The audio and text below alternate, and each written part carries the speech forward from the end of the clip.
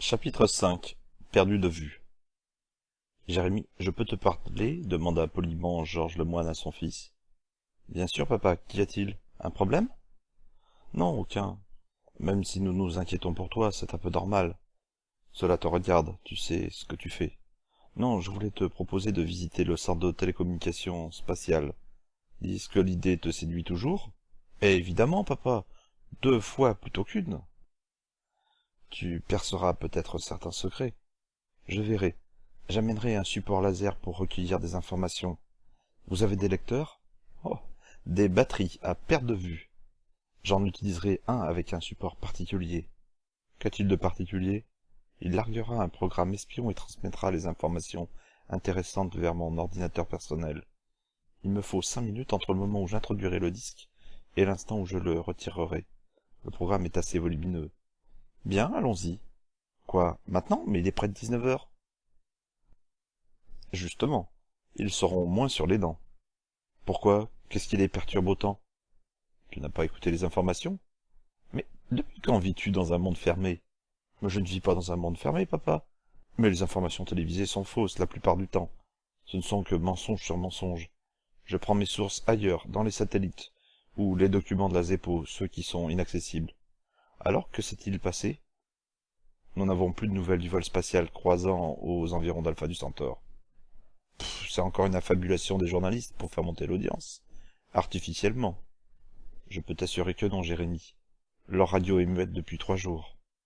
Mais qui te dit qu'ils ne sont pas entrés dans une zone d'interférence ou dans une zone d'ombre? C'est possible, mais hautement improbable. Nos analyses démontrent que leur dernière transmission a eu lieu dans une zone dépourvue d'astres. Pas de message de détresse? Non, aucun. C'est plutôt inquiétant. À mon avis, ils ont heurté un météore à grande vitesse, une roche d'une taille indétectable par leur radar anti-collision. Un météore? Mais les écrans magnétiques auraient dû le repousser. Pas s'il était imposant. Ce que tu dis est incohérent, papa. Si la roche était énorme, le supraordi de bord aura détecté l'objet et aura corrigé la trajectoire. C'est bien la raison pour laquelle nous nous arrachons les cheveux. C'est une histoire de fou totalement incompréhensible. Allez, ne traînons pas. Nous verrons s'ils sont d'humeur à nous laisser entrer.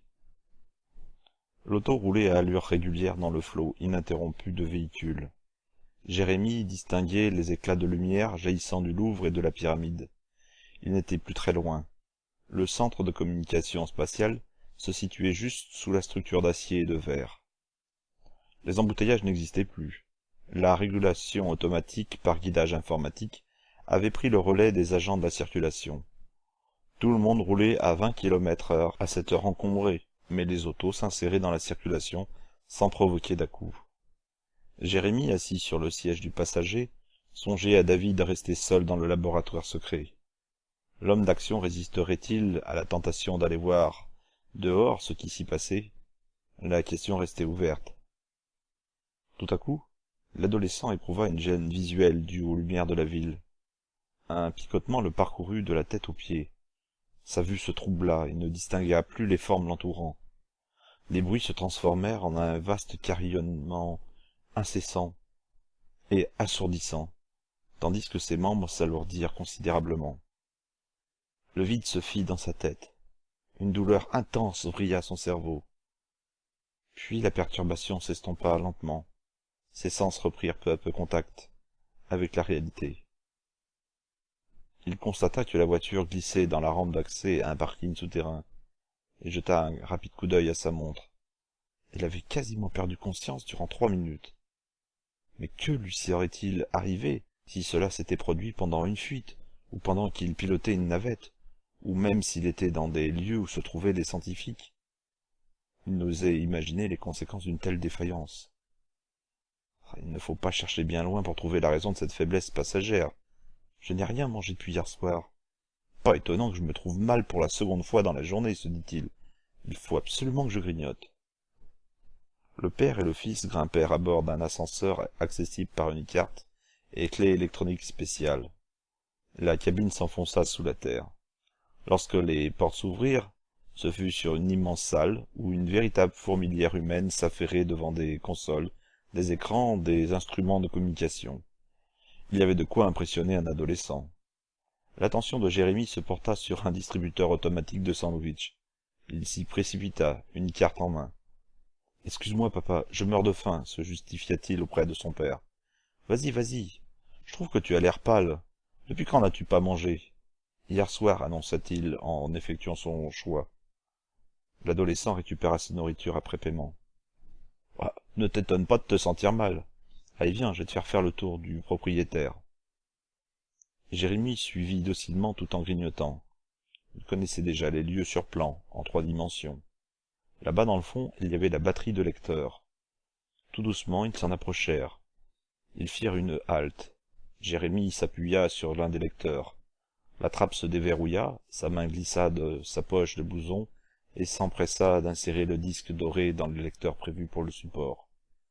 La lecture, et par conséquent l'invasion des mémoires du supraordi du centre, démarrèrent en silence. Ils quittèrent la zone des lecteurs pour s'approcher d'un groupe de techniciens agglutinés autour d'un homme. Il s'agissait du responsable du vol.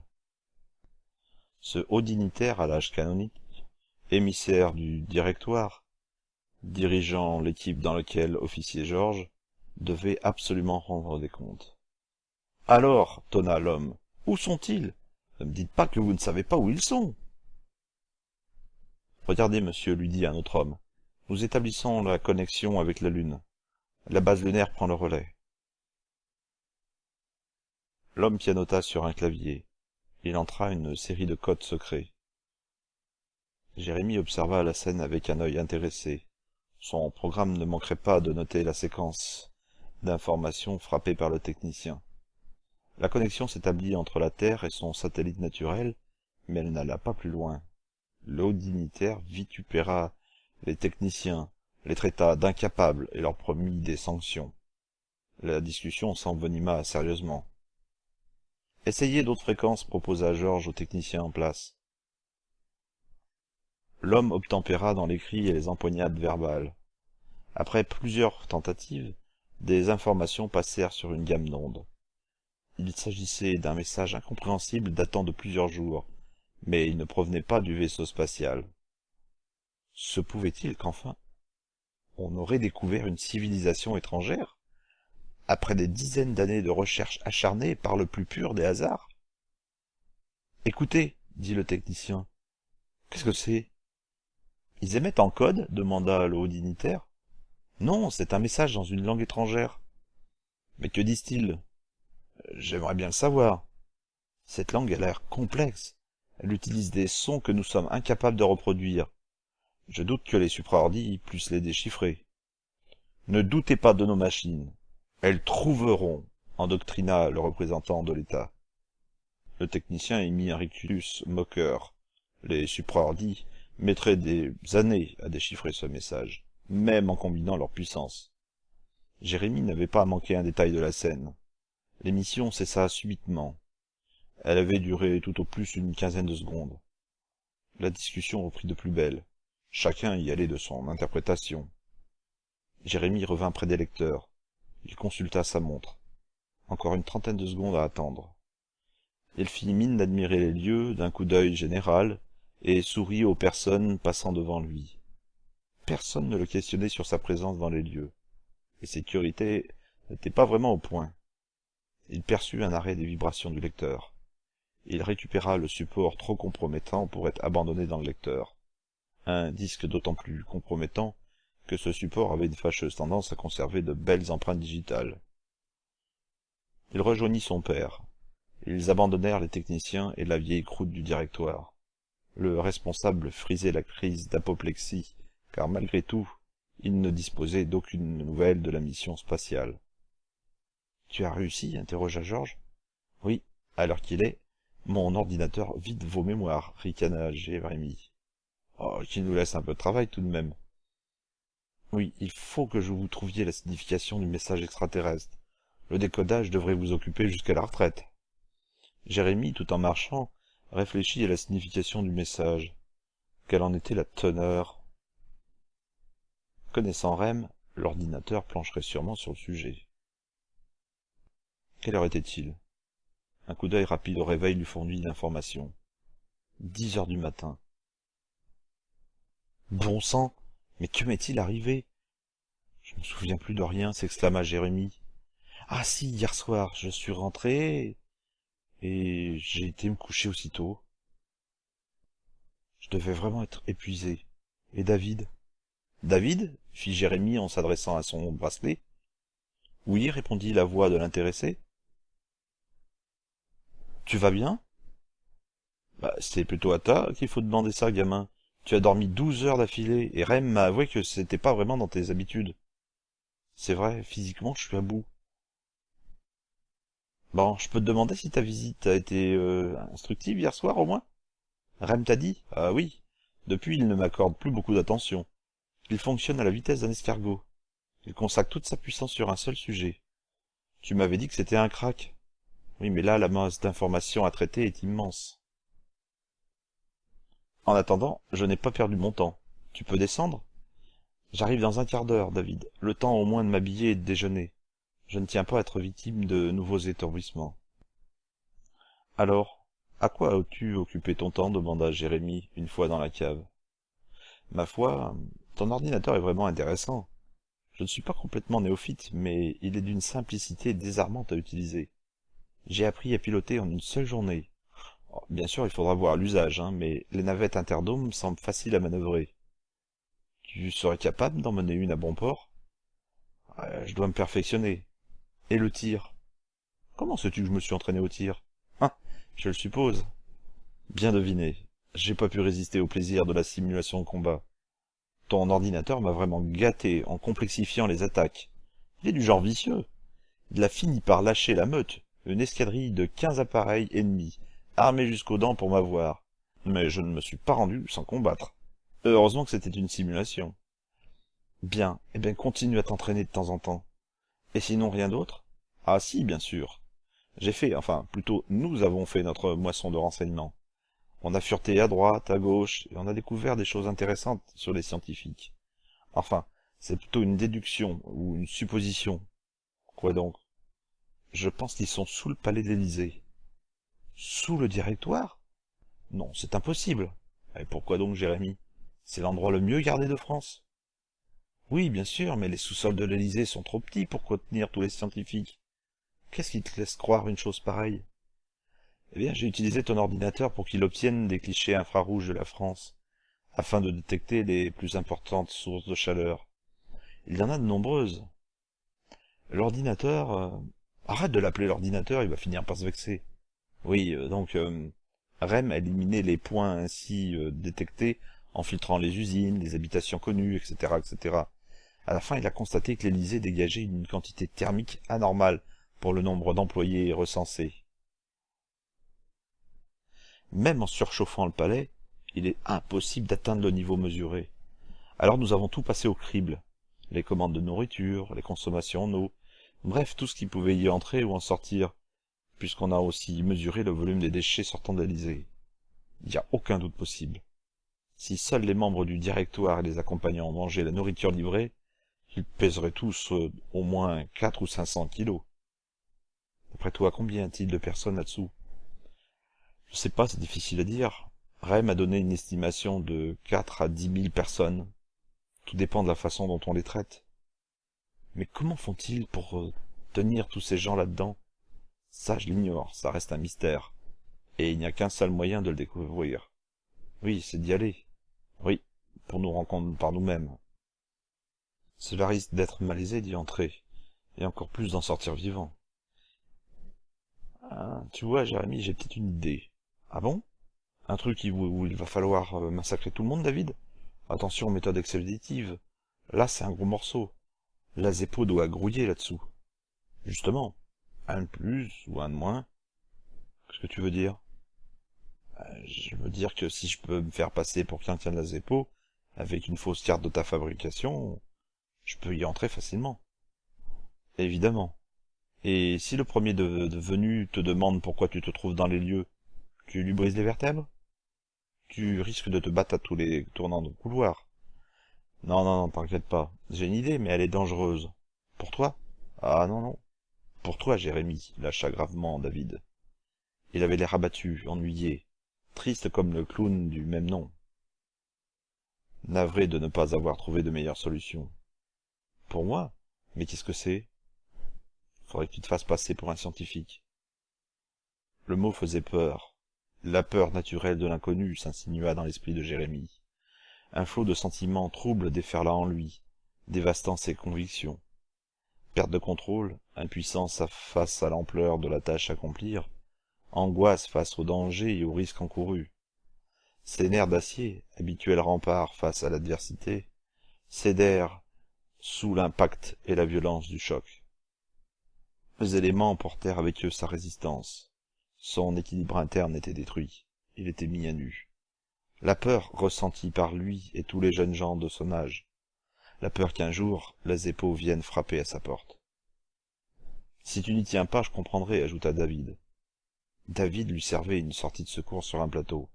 La lumière au fond du tunnel, une perche tendue dans le néant dans lequel il s'enfonçait lentement. Devait-il saisir sa chance? Il hésita. Dominer sa peur, il devait la dominer. Mais comment? Il lui fallait calculer les risques, tous les risques, songer aux solutions de remplacement. La préparation minutieuse restaurerait la confiance et dominerait sa peur. C'est à peine s'il était conscient lorsqu'il lâcha. « Pas question de me défiler !» affirma-t-il crânement. Mais le ton trahissait les émotions. Sa voix était si chevrotante. « Je viens avec toi. Je suis le seul capable de dire si nous pouvons sauver les scientifiques. Je sais aussi que la mission ne sera pas une partie de plaisir. »« Que proposes-tu ? » ?»« D'abord, nous allons créer un personnage de faux scientifique dans les supraordis. Il aura un passé, une famille. Ensuite, nous ferons en sorte qu'un membre de la Zeppo, toi en l'occurrence, ramène le futur scientifique pour le faire silicer comme il se doit. Ton plan comporte de nombreux risques? Oh oui, même si ton ordre de mission est plus vrai qu'un vrai, ce ne sera pas une sinécure. Tu risques d'être reconnu à tout instant, n'oublie pas que ta tête est mise à prix. De plus, nous ignorons tout de la topographie interne du sous-sol de l'Élysée. Ouais, Rem n'a rien trouvé à ce sujet. Nous n'avons que d'anciens plans remontant au XXe siècle. Nous n'irons pas loin avec. Écoute, sur place, il faudra faire part à l'improvisation. Tu prétexteras que t'es novice, que c'est ta première prise. Il nous faudra des armes, juste au cas où ça tournerait mal. Un Zeppo est armé. J'espère juste que nous n'aurons pas à nous en servir. D'autant qu'un seul coup de feu alertera tout le monde. David, qui te parle d'armes à feu? J'ai mieux. Quoi donc? Des pistolets à infrasons. C'est inaudible, mais ça fait exploser la cervelle. Oh! Génial! Vraiment efficace et génial. Merci pour le compliment. Mais leur discrétion ne t'autorise pas à en faire un usage inconsidéré. Le pistolet n'élimine pas les cadavres. Où les cacheras-tu? T'as vraiment réponse à tout. Comment marchent tes armes? Un peu comme une arme à feu, mais c'est moins précis. Les infrasons s'éparpillent un peu, comme les plombs d'un fusil de chasse. Si tu t'en sers, évite qu'une personne chère à ton cœur ne se trouve dans un rayon de 2 mètres autour de la cible. Sinon, gare aux dégâts. La contrepartie de son imprécision, c'est qu'avec ce genre d'arme, on n'a pas besoin d'être un tireur d'élite. Et la sortie de secours, tu y as pensé? Nous ne sortirons tout de même pas tranquillement par l'entrée principale. En effet, oui, ils te laisseront sortir, mais pas moi. Le silence s'installa dans le laboratoire secret. La lumière douce éclairait leurs visages plongés dans la réflexion. Des rictus nerveux parcouraient le géant noir. Ses narines frémissaient, trahissant la résurgence d'émotions violentes dans son esprit. L'agitation intérieure se manifestait toujours ainsi en lui. Jérémie, lui, s'était adossé contre une armoire informatique, et de sa main droite, il se grattait les sourcils. Un tic indice de haute réflexion. « Je peux suggérer une réponse à votre question, coupa la voix métallique de Rem. « Toute idée est la bienvenue, Rem, dit Jérémie. Je propose que vous sortiez par les égouts. » Les égouts? Quelle idée, avoua David. Ne t'inquiète pas, David. Rem m'a déjà proposé ce moyen de communication pour sortir des dômes. C'est une manie chez lui. Il sait pas à quel point ça peut puer. Comment on y accède, Rem? Bien, si mes calculs sont exacts, et s'il existe un 4e niveau en dessous du sol, je pense que les égouts y sont accessibles. Et si l'accès est muré, pensa David. Tu te demandes si je n'aurais pas un mini bazooka pour le pulvériser? Exact. J'ai un accélérateur de particules miniaturisé. Le problème, c'est l'énergie. 4 utilisations à pleine puissance, 6 en demi-mesure, Et je ne dispose que d'un seul exemplaire, un prototype. Nous n'aurons pas le temps de le tester à fond, ni d'en fabriquer un autre. S'il ne fonctionne pas, nous serons faits comme des rats d'égout. Amusant, mais j'espère que ton jouet marchera. Rem? Oui, répondit l'ordinateur. Tu en es où pour la traduction? J'avance lentement. Il existe des milliards de combinaisons et ce langage est vraiment complexe. Il est composé d'ultra et d'infrasons que ton support laser a numérisés. Dis donc, si le message a été enregistré par un procédé analogique sur une gamme de fréquences étroite, il y a des chances que le centre n'ait pas le message complet. Exact, Jérémie. Sans message complet, ils ne trouveront jamais. Alors, nous serons les seuls à savoir, murmura David. J'ai un sale pressentiment, comme si une menace planait au-dessus de nos têtes. Surtout au-dessus de la tienne, elle est mise à prix, plaisanta Jérémie. Mais la plaisanterie tourna court et tomba à plat. Le géant noir était inquiet, et rien ne le dériderait. Bien, fit Jérémie. Rem, il faut que tu crées tous les éléments informatiques nécessaires à nos identités d'emprunt pour notre expédition élyséenne. C'est engagé, je coupe la communication vocale pour accélérer les traitements. L'homme et l'adolescent se retrouvèrent de nouveau face à face. En regardant le géant noir, Jérémie avait la sensation étrange de le connaître et de savoir qu'il jouerait un rôle dans sa vie. Mais lequel? Un rôle tragique? Comment savoir? Cette nuit il avait rêvé. David était présent dans les brumes nocturnes de son esprit. Mais que faisait-il? Il ne parvenait pas à se souvenir de ce rêve. Une barrière l'en empêchait. S'il franchissait cette barrière, il découvrirait des vérités. Il pénétrerait l'esprit des gens afin de connaître leurs convictions intimes. Ah, si seulement il trouvait le moyen de briser ce blocage. On y va ce soir? Demanda David, impatient.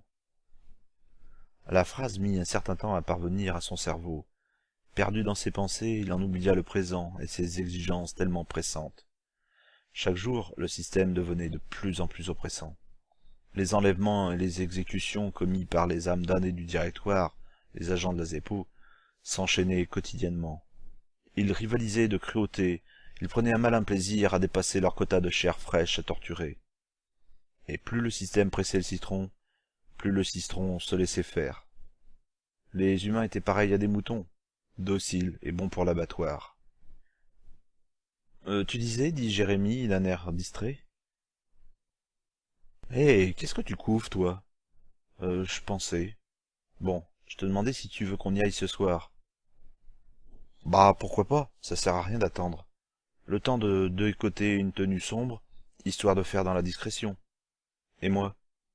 Bah, toi, tu es noir et dans la nuit... oh, oh, tu ne crois tout de même pas que je vais me balader à poil? Bah, je suis bête, rigola Jérémie. Je vais piquer un truc à mon père. Tu seras sûrement à l'étroit. Tu remontes? Bah, il faut bien. Je sais, c'est pas joyeux d'attendre sous terre. Ça vaut mieux que la mort. Ouais, c'est un point de vue qui se défend. Allez, en attendant, je m'entraîne à faire des cartons sur les misérables navettes Interdome. Ok, je viens m'entraîner avec toi cet après-midi. Nous verrons bien lequel de nous deux sera le meilleur pilote. Jérémie abandonna à David la mort dans l'âme. Difficile d'être cloué à l'inaction pour un homme de sa trempe. Mais ce soir, le géant aurait l'occasion de se dérouiller les articulations. Jérémie ne se sentait pas dans son assiette.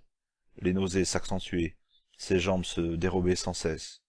Les phénomènes s'amplifièrent par la brusque arrachée de la cabine d'ascenseur. Pourvu qu'il ne flanche pas. L'opération débutait mal. Le garde posté à l'entrée arrêta David et son prisonnier. Il n'était pas du genre commode, le bougre. Le gars reprochait à David de ne pas avoir pris toutes les précautions nécessaires pour livrer son butin. Mais où sont les bracelets magnétiques électrifiés du prisonnier? Les menottes d'acier ne sont pas réglementaires. N'importe quel monte en l'air les ouvre avec une épingle à cheveux. Et alors? On vous a rien appris à l'école? Ces scientifiques sont des malins. Avant leur arrivée, ils sont capables de vous filer entre les doigts comme une savonnette. Après, ils n'en sont plus capables. Vous avez pris un gros risque et je vais devoir faire un rapport. Un risque? Quel risque? Il risque moins avec moi qu'avec des menottes magnétiques. Petit prétentieux. Prétentieux? Moi? Jérémie sentit bien que le géant s'emportait. Il redoutait le pire. David se précipita sur le garde en le saisissant à la gorge et en le soulevant du sol, à bout de bras. Et de l'autre, Jérémie se sentit arraché du carrelage, agrippé par le col de chemise. Alors, crétin, je suis toujours imprétentieux? Tu crois qu'il peut se barrer, ce gamin? Explique-moi comment il fera, hein? J'ai 2 mains et ça me suffit pour écrabouiller 2 moucherons. Non, déclutit le garde. David le reposa. L'autre se faisait tout petit dans ses souliers. Bon, dis-moi où je dois emmener ce Gugus, parce que c'est la première fois que je viens ici, et puisque c'est la première fois que je chope un scientifique. Quoi? T'es nouveau toi aussi? Non? Bah alors accouche. Vous suivez la ligne peinte en rouge sur le sol. Elle mène à la salle de silicisation. Ensuite, la bleue, dans le quartier des scientifiques. Vous le laisserez là. Il recevra directement ses ordres des supraordis. Ensuite, vous irez au bureau des paiements. Ligne verte. C'est facile. Même un enfant y arriverait. Qu'est-ce que t'insinues par là? Que j'ai la cervelle d'un enfant?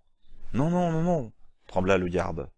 Bon, alors tu m'oublies 2 secondes, hein, et ton rapport, tu te fourres aux oubliettes, hein. Sinon, je reviendrai te montrer comment je règle compte à un prisonnier que je garde. Juste en serrant un peu plus les doigts. Vu? Oui, oui, acquiesça le type, visiblement pas rassuré.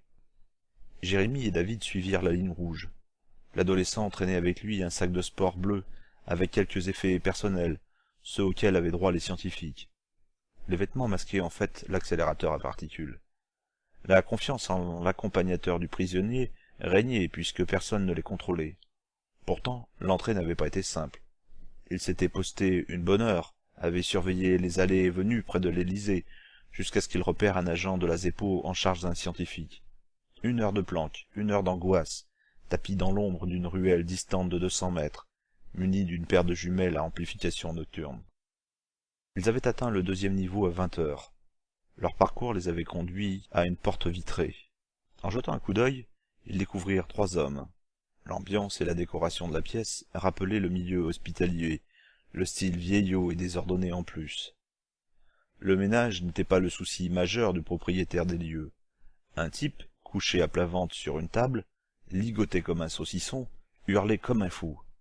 L'un des techniciens, un médecin ou un boucher, amena une puce rougeoyante et l'appliqua sur la nuque du pauvre gars sans sourciller. Les hurlements révélèrent que l'opération se pratiquait sans anesthésie. Le futur scientifique s'évanouit, terrassé par la douleur. Le 3e type le détacha et le traîna derrière lui. David et Jérémie le suivirent discrètement. Le garde ouvrit une porte battante où s'achevait la ligne bleue. Il s'éclipsa. Les 2 compères passèrent la porte. Une odeur écœurante les prit à la tête. Le type silicé se réveilla brusquement. Les 2 autres n'eurent pas le temps de se mettre hors de sa vue, mais le nouveau scientifique se dirigea vers l'une des portes, jalonnant le couloir, sans leur prêter la moindre attention. Il s'en foutait littéralement. Son regard vitreux indiqua que l'homme n'était plus maître de ses actes, de ses pensées. Le zombie était mû par une force venue d'entrailles électroniques et informatiques. Le pantin de chiffon était prisonnier du système. Jérémie et David remarquèrent combien les chairs et la puce de silicium se mêlaient intimement. Comment retirer cette pièce de contrôle sans endommager son propriétaire? Les 2 hommes lui emboîtèrent prudemment le pas. Le type entra dans une pièce de 30 mètres carrés, encombrée d'une 40aine de corps allongés, et se fraya un chemin. Ils dormaient tous, les yeux ouverts. La vision effraya les 2 espions. Les supraordis les dirigeaient à 100%, contrôlant jusqu'à leur sommeil. Le monde entier, Jérémie compris, pensait que les supraordis se contentaient de piller les idées des scientifiques, jugeant leur conformité avec la loi.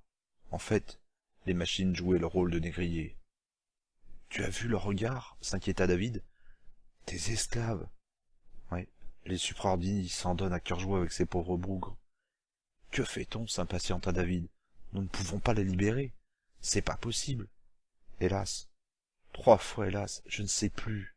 Oh mon Dieu, je comptais sur leur appui pour renverser le système sans trop d'accrocs, sans en venir à des solutions extrêmes. Et si on essayait d'en emmener un, proposa David. Tu nous vois le sortir contre sa volonté? Je veux dire, contre la volonté du supraordi, qui ne tente rien, n'a rien.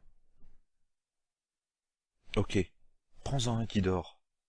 David prit un scientifique dans ses bras. Il dormait profondément, car le géant noir avait beau le secouer un peu, Le type n'avait pas la moindre réaction. Ses yeux restaient obstinément ouverts.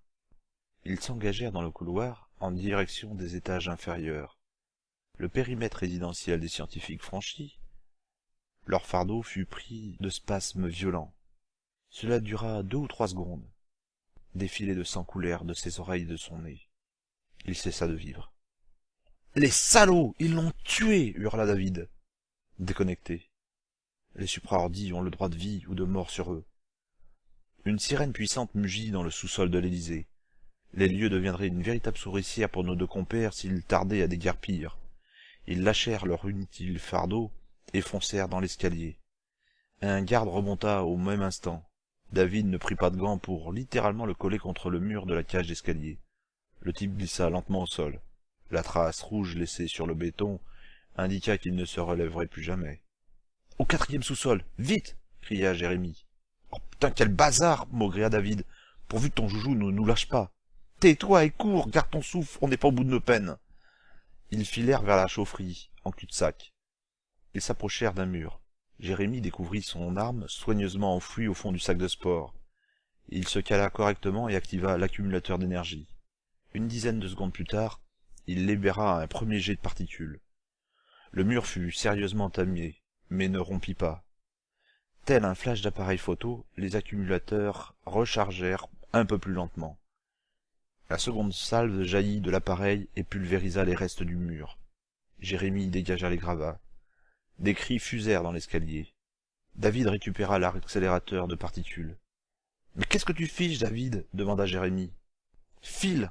Je vais leur balancer la sauce et faire sauter la chaufferie sur eux pour les retenir. » Jérémie entra dans les égouts sans tarder. Quelques secondes après, retentit une violente explosion. David accourut aussitôt.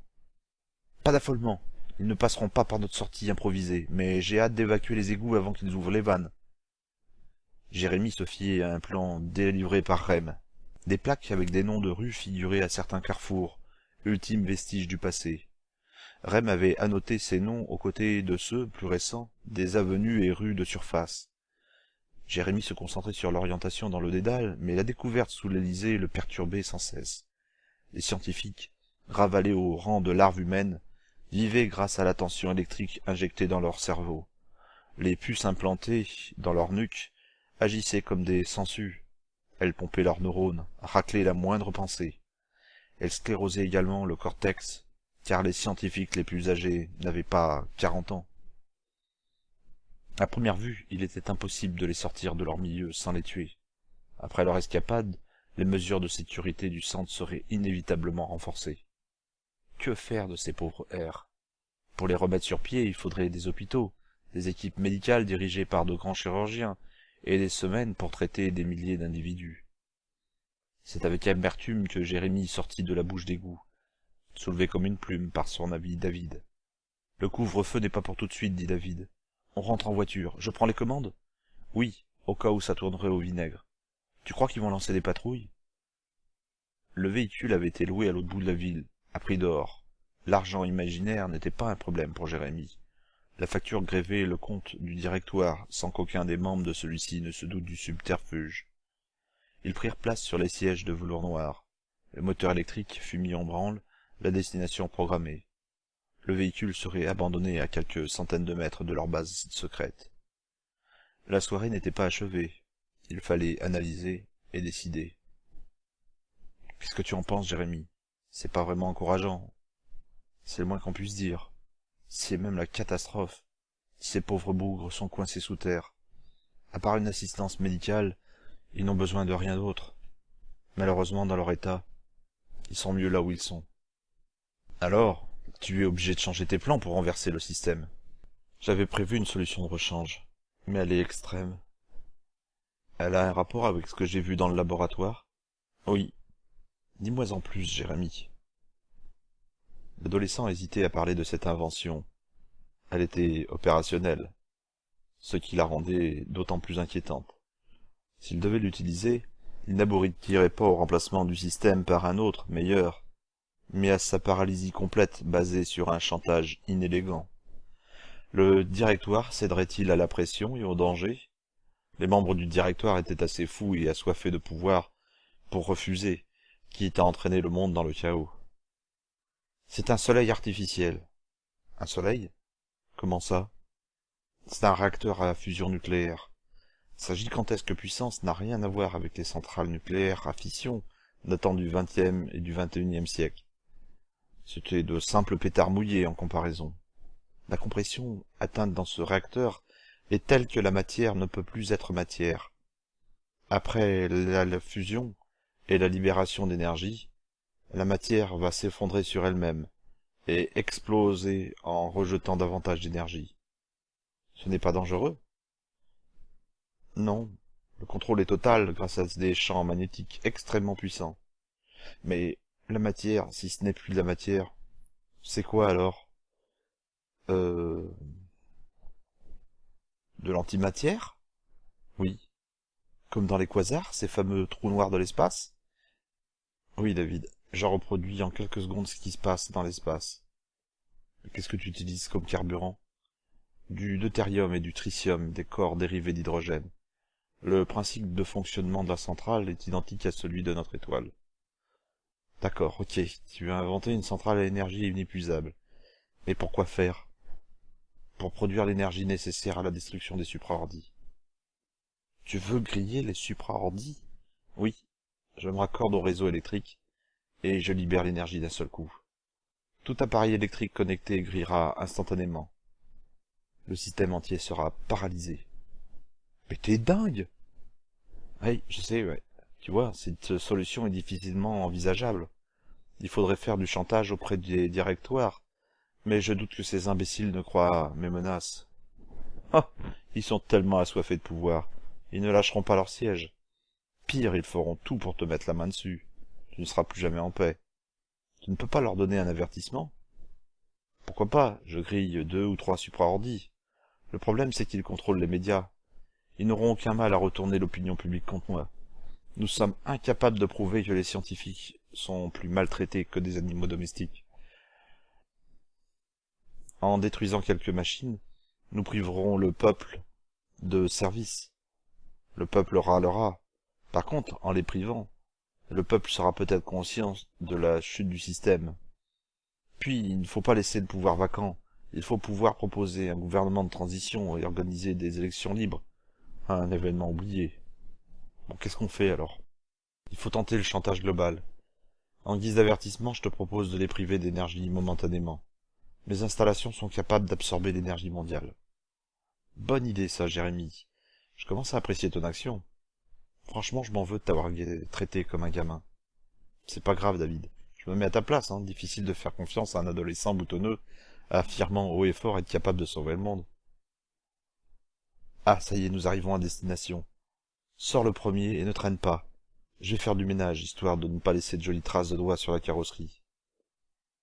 Excellente initiative, David. C'est le genre de détail que j'oublie, avoua Jérémy. Les passants flânaient sur les boulevards, observant quelques haltes devant les vitrines des magasins. Les cafés-théâtres et autres salles de spectacle avaient disparu depuis des lustres. Pour gagner du temps, les programmes de la télévision étaient directement établis par les censeurs. La critique s'était tue. Les comiques avaient disparu, froidement exécutés dans de sombres et humides cachots. La raillerie du pouvoir n'était pas de mise. La dictature. David et Jérémy firent mine de s'intéresser aux vitrines sans s'attarder. Ils se tenaient sur leur garde, la main proche du pistolet à infrason, songeant au jour béni entre tous où ils pourraient se promener en toute quiétude. « C'est nous, Rem. Tu travailles toujours ?» questionna Jérémy en entrant dans le laboratoire secret. J'ai bien peur qu'il ne mette des jours à aboutir.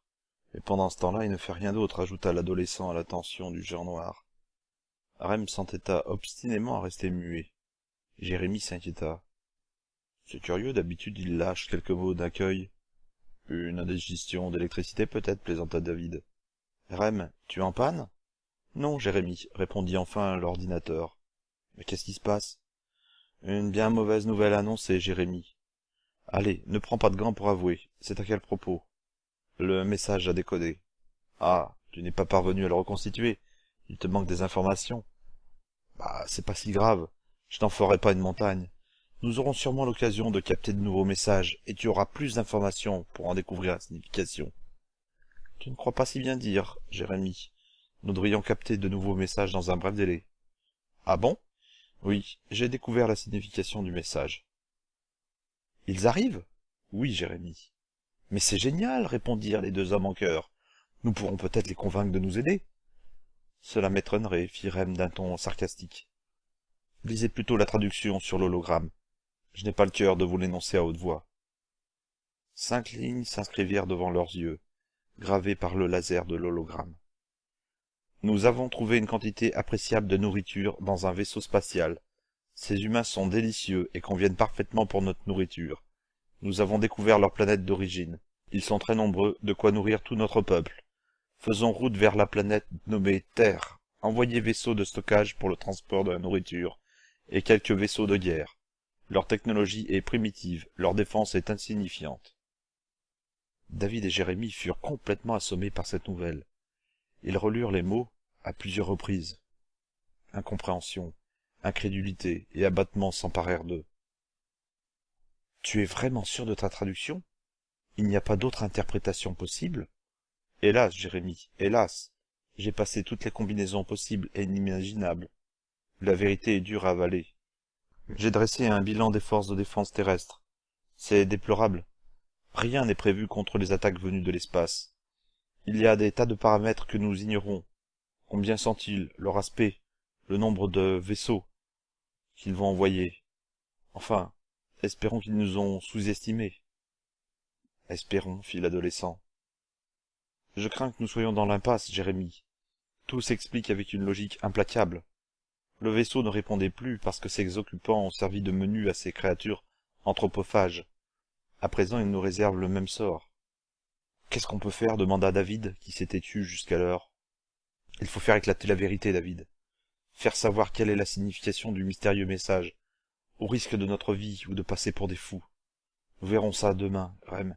Je suis trop épuisé pour y réfléchir. Je monte me coucher. Tu m'excuses, David? Vas-y, mon gars. Fais comme chez toi. Il faut que tu te ménages un peu. Nous allons affronter un ennemi bien pire que le système, et je compte sur toi pour trouver une solution efficace pour nous débarrasser de ces importuns. Je tiens pas à finir en steak haché surgelé. Jérémie prit congé, la tête vide de toute pensée. Trop d'émotions d'un seul coup. Tout se passait comme si, à chaque fois qu'il solutionnait un problème, un autre surgissait. Comme si l'ampleur de la tâche qu'il s'était fixée grandissait de jour en jour, jusqu'à devenir insurmontable. À peine arrivé dans sa chambre, il s'effondra lourdement dans son lit, tout habillé. Il plongea dans un sommeil lourd et agité, un de ces sommeils plus fatigants que réparateurs. Les cauchemars se succédèrent à un rythme soutenu, le sortant de temps à autre de son inconscience. Dès que ses yeux se refermaient, il s'agitait, les images surgissaient dans son esprit comme des fantômes vaporeux le persécutant. Chapitre 6. Le temps est compté. Jérémie avait oublié ce qu'était le sommeil. D'ordinaire, il se contentait de 4 heures. Dans ce cas, comment avait-il pu dormir 8 heures, même si celle-ci avait été hachée, interrompue par de nombreux réveils en sursaut? Ses cheveux étaient en bataille, sa chemise et son pantalon collés à sa peau par excès de transpiration. Il tâta son pouls pour déceler une arythmie. Il posa sa main sur son front baigné de sueur. La température était normale. Il rassembla ses idées. 7 heures du matin. Il lui fallait 2 heures pour se traîner au centre de formation. Ce serait suffisant si toutefois il parvenait à s'extraire de son lit. Il ne pouvait pas se permettre un retard. Pourtant, abandonner ses cours cautionnant sa couverture de gentil étudiant le titillait depuis peu. Il avait tellement de problèmes urgents à régler. Le souci majeur, c'était l'invasion. Le renversement du système serait pour plus tard. Il fallait parer au plus pressé. Le système devait collaborer pour faire front à la menace venue de l'espace, de gré ou de force. Mais comment? Il fallait lancer la menace en pâture aux médias. Jérémie se redressa lentement sur le bord du lit aux draps moites. Il remarqua un désordre indescriptible. Ce week-end, il n'avait quasiment pas vu ses parents. Ses responsabilités le forçaient à s'éloigner. Il délaissait sa vie normale et s'échappait peu à peu. Son destin prenait le pas. S'il n'était pas un génie, il ne connaîtrait pas la menace planant sur la tête des gens. Il serait heureux. Il se rendait compte qu'il ne l'était pas, Il n'était ni malheureux ni heureux. Pourquoi? C'était inexplicable. Que manquait-il dans sa vie? Un élément apportant l'équilibre? Mais lequel? La liberté d'expression dans ce monde? Ou un être? Un être? Peut-être. Quelqu'un lui manquait. Mais qui? Une bonne dose de courage et de détermination lui permirent d'atteindre la salle de bain en quelques enjambées. Il se déshabilla entièrement et glissa dans la cabine à douche. Il se passa un savon moussant sur tout le corps et se frotta vigoureusement. Rien n'y fit, ses yeux restaient désespérément lourds et le démangeaient à cause du manque de sommeil. Il tourna le robinet d'eau chaude pour en réduire le débit et termina sa douche par un jet glacé revigorant. Il coupa tout après quelques secondes et s'emmitoufla dans son peignoir. Il s'étira longuement avant de poursuivre sa toilette. Il s'inspecta dans le grand miroir ovale situé au-dessus du lavabo. Ses traits étaient tirés. Pour un peu, il se trouverait des rides et des cheveux blancs. Il s'approcha encore un peu plus et s'examina en détail. Tout à coup, l'image de son visage se fondit dans le miroir. Elle se déforma, se tordit. Était-ce un coup de ces maudits extraterrestres? Avait-il réussi à atteindre la Terre plus rapidement qu'il ne le pensait? Que se passait-il dans le miroir? Allait-il s'en servir pour communiquer avec lui? L'image scintilla. Un brouillard neigeux se forma devant ses yeux. Le phénomène n'avait rien de mystérieux. La déformation visuelle venait de lui. Il ne voyait plus rien. Ses jambes tremblaient de plus en plus, son poids devenu trop important pour lui. Il glissait, il sombrait. Son âme se détachait de son corps. C'était une sensation horrible, un déchirement. Il tomba sur le sol comme une pierre en faisant un bruit sec. David? L'homme dormait profondément sur son étroite couchette, allongé sur le ventre, le torse nu. Il n'entendit pas l'appel de Rem. L'ordinateur augmenta sensiblement le volume de ses haut-parleurs et réitéra sa question. Le géant noir remua un peu sur son lit et se retourna. Qu'est-ce que c'est? Demanda-t-il sur ses gardes. Il alluma la lumière. Rem? C'est toi? C'est bien une de tes voix que j'entends? Oui, David, répondit l'ordinateur avec une voix curieusement empreinte d'inquiétude. Qu'est-ce qui me vaut un réveil si matinal? Je n'ai plus de contact avec Jérémie. Plus de contact? Entendu par là, il ne répond pas à tes appels? Exactement. Bah, il a oublié de brancher son bracelet. Non, il est constamment connecté. Je peux le joindre quand je le désire. Je peux même le réveiller en envoyant des impulsions dans son cerveau, en passant par son système nerveux. Là, je ne parviens pas à le contacter. C'est comme s'il était anesthésié ou... Ou quoi, Rem? Oh non, ne me dis pas que... Mort. Tu peux pas faire la différence entre le sommeil et la mort? Non. J'envoie mes informations et son bracelet se charge de les amener au cerveau.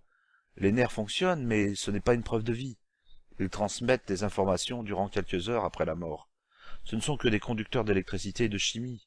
Ils ne se décomposent que plus tard. Oh, ne parle pas de malheur. Mais qu'est-ce que je peux faire? Je l'ignore. Je ne connais que ce moyen pour le contacter.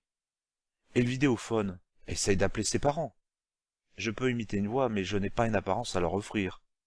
Crée des images de synthèse. Fais-toi passer pour un élève de sa classe qui lui demande je sais quoi, lui apporter un disque laser ou un truc de ce genre. Rem s'exécuta. Il tenta d'établir une liaison avec le vidéophone des Lemoine, mais sa tentative resta sans suite. L'appareil ne se connecta pas. Bon sang, mais qu'est-ce qui se passe là-haut? Pourquoi n'y a-t-il personne? Je vérifie s'ils sont sortis. Ils viennent de partir, David. Il y a une dizaine de minutes. Mais ça n'explique pas le mutisme de Jérémie. Vérifie les appels vidéophoniques. Oh nom d'une puce! Il y a eu un appel à l'hôpital il y a un quart d'heure. Jérémie est parti.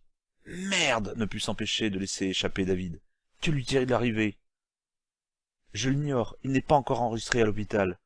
Mais même lorsqu'il le sera, il faudra attendre les résultats des analyses médicales. Il va falloir t'armer de patience, David. Il faut que j'y aille. Allons, allons, tu sais parfaitement que c'est dangereux. Jérémie m'a demandé de t'en empêcher. Et comment comptes-tu t'y prendre? Oh, il existe une quantité de moyens pour te retenir dans ces lieux. Des plus doux aux plus douloureux. Je souhaiterais que tu comprennes pour ne pas en venir à de telles extrémités. Ok, j'ai compris. Je vais me morfondre en attendant des nouvelles de sa santé. Le scope émettait un bip régulier et rassurant. Jérémie ouvrit les yeux sur les visages familiers de Georges et Sophie. Ses parents ne parlaient pas. Ils demeuraient impassibles et livides. Le malade tourna la tête sur le côté et vit le matériel, la perfusion diffusant peu à peu le glucose régénérant et quelques autres produits qu'il ne reconnaissait pas. Un homme en blanc entra dans la chambre. « Bon, il a une tête de médecin, » pensa Jérémie. Souriant, aimable, humain comme il se devait lorsqu'il fallait annoncer des catastrophes à longueur de journée. Jérémie n'aurait pas aimé exercer ce métier, pour cette raison. Annoncer l'invasion extraterrestre au monde entier lui suffisait. « Bonjour, Jérémie, » dit le docteur. « Voilà qui est rassurant, » se dit Jérémie. « Je suis resté inconscient toute la matinée. Je ne sais pas ce qui m'est arrivé, mais ça n'a pas duré. Enfin, je suppose qu'il va me l'apprendre. »« Comment te sens-tu, Jérémie ? » ?»« Je vais assez bien. »« Je vais t'examiner, dit-il. » Puis il se tourna vers Georges et Sophie. « Pourriez-vous sortir quelques instants, s'il vous plaît ?» Ses parents s'exécutèrent sans avoir eu le temps de protester. Le médecin resta seul avec Jérémie. Il s'assit sur le bord du lit. Il s'écoula plusieurs secondes avant qu'il n'esquisse un premier geste. Il sortit un stéthoscope électronique et l'appliqua sur la poitrine de son patient. Les informations vitales, un tracé du rythme cardiaque, s'affichèrent sur l'écran miniature. Tout était normal, mais le médecin demeurait étrangement silencieux. « Bah vous en faites une tête, » plaisanta Jérémie. « Qu'est-ce que j'ai ? D'où viennent mes évanouissements à répétition ? Ça vient de la nourriture, je ne mange pas assez, c'est ça ? » ?»« Oui, c'est un peu ça. Il te faut un régime très vitaminé, des protéines pour tenir le coup. Nous allons te remettre en état le temps que tu vas passer ici. » « Combien de temps ?» s'inquiéta Jérémie. « Une semaine. Pourquoi, t'as des rendez-vous ? » ?»« Pas exactement, mais c'est contrariant. » »« Bah écoute, si tu veux repartir d'ici sur tes deux jambes, je te conseille de rester. C'est nécessaire. Cela ne changera pas grand-chose, mais ça sera toujours ça de gagner. »« Que voulez-vous dire ? » ?»« Ça changera pas quoi ? » ?»« Ta maladie. »« Maladie ? Quel genre ? De celle dont on guérit ou dont on ne guérit pas ? » ?»« Jérémie, je suis désolé de te l'apprendre, mais tu as une maladie incurable. Elle va probablement évoluer lentement, en te laissant en paix assez longtemps, mais elle évoluera inexorablement. »« Quoi, c'est grave ? » ?»« Ah oui. »« C'est mortel ? » ?»« Oui, Jérémie. » Un tremblement parcourut le corps de l'adolescent. S'il tenait debout, ses jambes se déroberaient sans doute une nouvelle fois. Des éclairs de folie traversèrent son esprit. L'abandon émergea des envies. Il se secoua. Il n'était pas mort, ce n'était pas le moment. Il disposait d'un délai. Mais à combien se montait-il ? « Docteur, combien de temps me reste-t-il à vivre ? » ?»« C'est difficile à dire. Ta maladie ressemble à une sorte de cancer et... »« Un cancer ? Mais ça se soigne parfaitement de nos jours. »« Pas celui-ci. Allons, vous savez bien que les manipulations génétiques des cellules arrangent tout. Une manipulation, elles se remettent à fonctionner correctement, les cellules atteintes s'éliminant d'elles-mêmes. » On a essayé, Jérémie. Toute tentative de manipulation génétique a abouti à une accélération du processus de contamination des cellules. C'est un peu comme si cette maladie avait été stimulée par ce que nous faisions pour l'enrayer. À vous entendre, on dirait que vous avez déjà eu le temps de tout essayer. En une semaine, Jérémie, on a eu le temps d'essayer tout ce que nous connaissions. Une semaine ? Je suis là depuis une semaine ? C'est pas vrai ! Tu es resté inconscient durant tout ce laps de temps, Jérémie. Bon sang ! Il songea à David, seul dans le laboratoire secret, avec la voix de Rem pour unique compagne, à la perte de temps due à ce séjour hospitalier forcé, à la semaine supplémentaire qui s'annonçait. Soudain, il se rendit compte du ridicule de ses pensées, et il se préoccupait du temps, des autres, alors que sa vie était en jeu. Il allait mourir. Le médecin le condamnait. Un sentiment inconnu l'envahit. Il avait envie de pleurer. Pleurer par désespoir, par impuissance. Il s'imaginait souffrir d'une banale fatigue temporaire. On lui annonçait sa mort prochaine. « Combien de temps, docteur ? » redemanda-t-il. « Je te dis, c'est difficile à évaluer. D'après mes estimations, au rythme actuel de la maladie, je dirais un maximum de 5 ans. C'est vraiment un maximum et tu risques de souffrir la dernière année. Je pourrais te prescrire des médicaments contre la souffrance à ce moment-là. Mais malheureusement, rien ne pourra te guérir. Il faudra simplement que tu avales des vitamines pour éviter de ressentir les effets de la fatigue. C'est surtout pour t'éviter de tomber dans les pommes à tout instant. Et je tiendrai le coup? Eh bien, jusqu'à ce que les ravages de la maladie soient trop importants. Réjouissant. Mes parents sont au courant? Je leur ai dit que tu étais malade, mais je n'ai pas parlé de condamnation. C'est parfait, ne leur dites rien. Ils souffriront suffisamment le jour où ils me perdront. Je suis vraiment désolé, Jérémie, fit le médecin d'un air dépité. Et moi donc, ironisa Jérémie. Est-ce que vous en avez terminé? Oui. Veux-tu voir tes parents? Oui, je vais les rassurer. J'en ai l'habitude. Je suis pas un mensonge près. La porte se referma doucement sur un ultime au revoir et un dernier repose-toi bien. La pièce était plongée dans l'obscurité, à peine rompue par les petites diodes électroluminescentes du monitoring. Jérémie se retrouva seul. Une caméra de contrôle lui faisait face. Ce genre de caméra ne véhiculait que l'image de jour. Pas le son. Il n'avait donc rien à craindre. Il pouvait parler en toute tranquillité. Rem? Jérémie! Je désespérais de ne plus entendre ta voix. Tout va bien? Ça pourrait aller mieux. Mais que fais-tu à l'hôpital? Je n'ai pas réussi à obtenir d'informations concernant les interventions médicales que tu as subies. Je suis malade, Rem. David est-il là? Oui, il dort. Veux-tu que je le réveille? Il dort? Mais il n'est que 19 heures. Bien, à force de rester sous terre, son biorhythme se décale. Il se morfond. Je ne le garderai pas des semaines dans nos murs. Il brûle d'envie de sortir pour te voir. J'imagine. Jérémie, de quoi souffres-tu? D'une leucémie d'un type non répertorié. Elle progresse lentement et est réfractaire à tous les traitements connus. En bref, Rem, je suis foutu, condamné, terminé. La bonne nouvelle, c'est qu'il me reste 5 longues et belles années, au maximum. Mes programmes ne savent pas quoi répondre à une vérité si difficile à enregistrer. Veux-tu que j'explore tous les moyens de guérir ta maladie? Jérémie réfléchit quelques instants. Bien sûr, la proposition était assez alléchante. Mais Rem ne trouverait rien. L'hôpital qui le soignait était à la pointe de la médecine. Son médecin n'était pas un simple praticien. C'était la référence mondiale en matière de lutte contre le cancer. Son jugement demeurerait sans appel. Jérémie, avec Rem pour allié, avait les capacités pour découvrir un remède. Ils avanceraient dans une nouvelle direction, sur la voie inconnue de la découverte. Mais le temps manquerait pour aboutir. Et plus grave, il négligerait l'invasion des extraterrestres. Son choix était fait. Il ne pouvait se résoudre à abandonner le combat. L'invasion était une certitude, une menace proche. Sa maladie pouvait bénéficier d'une rémission inexpliquée. Les cas médicaux existaient. Il annonça clairement à l'ordinateur. « Laisse tomber, Rem. On a des problèmes plus urgents que sur le feu. »« Jérémie, n'insiste pas. Mon choix est fait. Il faut trouver une solution, un moyen de résister contre ces extraterrestres. Pour commencer, place la traduction du message de ces monstres dans le supra-ordinateur du centre de communication spatiale. Les techniciens vont découvrir la vérité. Ce sont des gens crédibles. On les écoutera. Je m'en occupe tout de suite, sans tarder. Tu me réveilleras quand tu auras achevé cette mission. Je suis fatigué. Bien, Jérémie. L'adolescent ferma aussitôt les yeux. Le silence revint dans la pièce. Encore une chance qu'il bénéficie d'une chambre individuelle. Ses parents avaient dû payer une substantielle rallonge pour obtenir ce privilège. Il ne se sentait pas mal, pas de douleur, juste une énorme sensation de faiblesse. La nourriture liquide passait directement dans ses veines, sans faire un détour préalable par son estomac, le maintenait en vie, mais ne lui apportait guère de calories. Il sentit que ses muscles s'étaient amincis. Il n'avait pas besoin de cette cure d'amaigrissement. Le sommeil vint vite, la résistance était vaine. Il abandonna.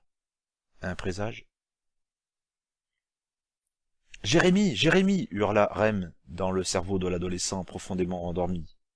Il sursauta dans le lit aseptisé. « Rem, qu'est-ce qui te prend ?» Il jeta un bref coup d'œil à l'heure affichée sur son bracelet. Il était curieux que personne ne lui ait demandé comment le lui ôter. D'habitude, on retirait montres et bijoux. Enfin, de toutes les manières, bien malin aurait été celui qui y serait parvenu. « Tu sais quelle heure il est, Rem ?» 3h40 et 13 secondes, répondit précisément l'ordinateur. Mais il y a plus grave. Quoi donc? J'ai retourné les supraordinateurs des centres de communication du monde entier, à plusieurs reprises. Plus rien. Il n'y a plus aucune trace du message extraterrestre. Calme-toi, explique-moi. J'ai peur de ne pas comprendre à une heure aussi avancée de la nuit. Plus rien. Le message a été effacé des mémoires. Mais par erreur. Allons, Jérémie, ils ont sûrement fait des copies un peu partout. Mais il n'y a plus la moindre trace. J'ai donné ordre au supra-ordi d'examiner tous leurs supports laser. D'ailleurs, s'il y avait des techniciens présents sur place, ils ont dû trouver ça plutôt louche. Mais rien, Jérémie. Plus rien. C'est un attentat, quelqu'un a voulu effacer ce message. As-tu moyen de déterminer d'où proviennent les ordres de destruction? Oui, les ordres sont parvenus via l'antenne spatiale américaine de la Lune. Qu'est-ce que tu racontes? La base lunaire américaine a effacé les informations? Non, c'est pas ce que j'ai dit. L'information n'a fait que transiter par l'antenne. L'ordre vient de l'espace. Il n'y a qu'une machine capable de donner l'ordre. Le supra-ordi régissant le vaisseau spatial lancé par la Terre, le Freestar. Les extraterrestres? Oui, remets le message et sa traduction dans les supra-ordi. Fais-la apparaître dans les panneaux d'affichage automatique. Arrose la presse aussi. Il faut que le monde soit au courant. La communication s'acheva. Jérémie commença à prendre peur. Où était-il? Que faisait-il? Combien de temps restait-il avant qu'il n'arrive en masse pour les dévorer? Il lui fallait sortir rapidement de cet hôpital. Mais comment? Il s'évanouirait au bout de quelques pas. Il était cloué ici alors que 1000 événements se tramaient. Le Freestar dérivait dans l'espace. Sa structure était intacte. Il était vide de ses occupants mais envahi par de drôles d'êtres. Pour les décrire sommairement, il suffisait d'imaginer des humanoïdes se déplaçant avec 8 pattes, 2 des pattes étant plus courtes et faisant office de mains. Leur énorme tête, vaguement humaine sous la fine couche de fourrure, se caractérisait par la présence d'une bouche démesurée et d'une mâchoire d'acier armée de crocs tous plus acérés les uns que les autres. Le corps faisait immanquablement penser à celui d'une araignée noire. Ils étaient vêtus de cuir et communiquaient à l'aide de cris stridents. L'armada de Cyclos III, la 3e planète gravitant à 600 millions de kilomètres d'Alpha du Centaure, rôdait autour du vaisseau terrien. La flotte impressionnante, composée d'une centaine d'appareils, ne s'apprêtait pas vraiment à faire dans la dentelle. Les proues s'inclinèrent dans la même direction, la 3e planète du système solaire. « Commandant, fit l'un des êtres repoussants, dont nous prendrons de soin de traduire les propos en simultané. Qu'y a-t-il, fit un autre souffrant visiblement d'une surcharge pondérale, en partie due aux excès d'humains. Nous détectons la réintroduction du message dans les machines terriennes. Un terrien a réussi à le décoder et le diffuse par de multiples canaux de communication, dans une centaine de langues. C'est ennuyeux. Quoi? Il dispose d'une technologie suffisante pour nous contrecarrer? Non, commandant. La source de l'information est unique. Nous cherchons la provenance. Parfait. Dès que vous aurez trouvé d'où vient ce problème, effacez l'information. Programmez sa destruction automatique en fonction des tentatives de réintroduction dans les machines. Dès que vous aurez localisé la source, envoyez un chasseur rapide, qu'il nous en débarrasse le plus vite possible. Et faites abattre le responsable de la stratégie cyclosienne qui a affirmé que la Terre était sans défense. L'immonde bête velue s'inclina devant son maître, et alla de ce pas exécuter les ordres reçus. Le commandant se tourna vers l'espace et pensa à voix haute. Bientôt, notre peuple ne mourra plus de faim. Il était tôt, mais Jérémie était reposé. À peine réveillé, Rem le contacta. Vraiment pas le temps de respirer avec cet ordinateur. L'empressement ne lui disait rien qui vaille. Jérémie, annonça une voix connue. David avait pris la parole. Oui, David. Ah, ça fait plaisir d'entendre le son de ta voix, mon gars. Rem m'a raconté ce que tu as et ce que tu comptes faire. T'es dingue, mais je t'admire. J'aurais pas le courage de faire preuve autant d'abnégation si j'étais à ta place. Ben, par chance, tu n'es pas à ma place. Ouais, j'appelle pour une mauvaise nouvelle. Une de plus, ben vas-y, balance. Rem a commencé la diffusion du message et de sa traduction. Ses actions ont été annulées au bout de quelques minutes. Depuis, quoi qu'il tente, c'est aussitôt contrecarré. Tu ne devines pas d'où viennent ces ordres? De l'espace? Gagné. Les supraordis sont sous le contrôle des extraterrestres. S'ils les dirigent à distance, ils vont pouvoir commencer à faire les dégâts. Je ne pense pas. Qu'est-ce qui te fait dire ça? Eh bien, supposons que tu veuilles manger un poulet. Tu le tuerais, toi, 2 ans avant de le manger, ou tu le fus la veille? À la veille, dans 2 ans il sera pourri. Eh bien, même chose pour nous. Ils nous tueront sur place. Alors qu'est-ce qu'on fait? Je sais pas, je sais plus. Le chasseur se plaça sur le pont d'envol. Son moteur ronronnait doucement. Dans un moment, il donnerait toute sa puissance et propulserait l'engin de destruction dans l'espace à une vitesse inouïe, dépassant le mur de la lumière. Dans une semaine, il atteindrait la Terre. Une jeune femme splendide, aux formes éblouissantes, prit appui sur l'aile, grimpa et s'installa dans le cockpit. Elle effectua un contrôle des instruments et effectua un tir d'essai sur une cible factice. Tout fonctionnait à la perfection. Elle revêtit un casque lui donnant l'allure d'un motard. Des bêtes à 8 pattes s'affairaient autour du petit vaisseau au propulseur démesuré. Elle ne paniquait pas en leur présence, pour la bonne et simple raison qu'elle appartenait à cette race. Cette variété maîtrisait la technologie de la perception d'images rétiniennes. Miss Monde n'était qu'un mirage. D'ailleurs, il suffisait qu'elle ouvre la bouche pour que sa dentition vous plonge dans l'effroi. La verrière s'abaissa lentement sur elle. Derrière son siège, un sous-fifre avait disposé quelques quartiers de viande fraîche pour l'aider à tenir durant son court voyage. Il y avait également une bouteille thermos remplie d'hémoglobine chaude. Le pont d'envol se dégagea. L'appareil se souleva, la poussée commença.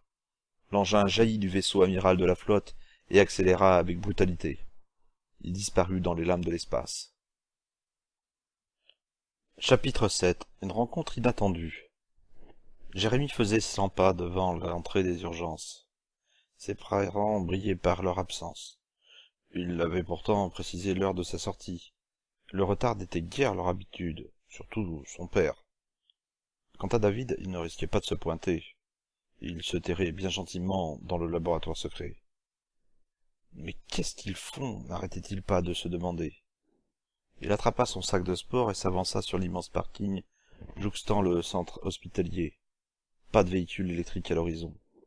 Il poursuivit jusqu'à la station de bus et monta dans le premier véhicule qui passait.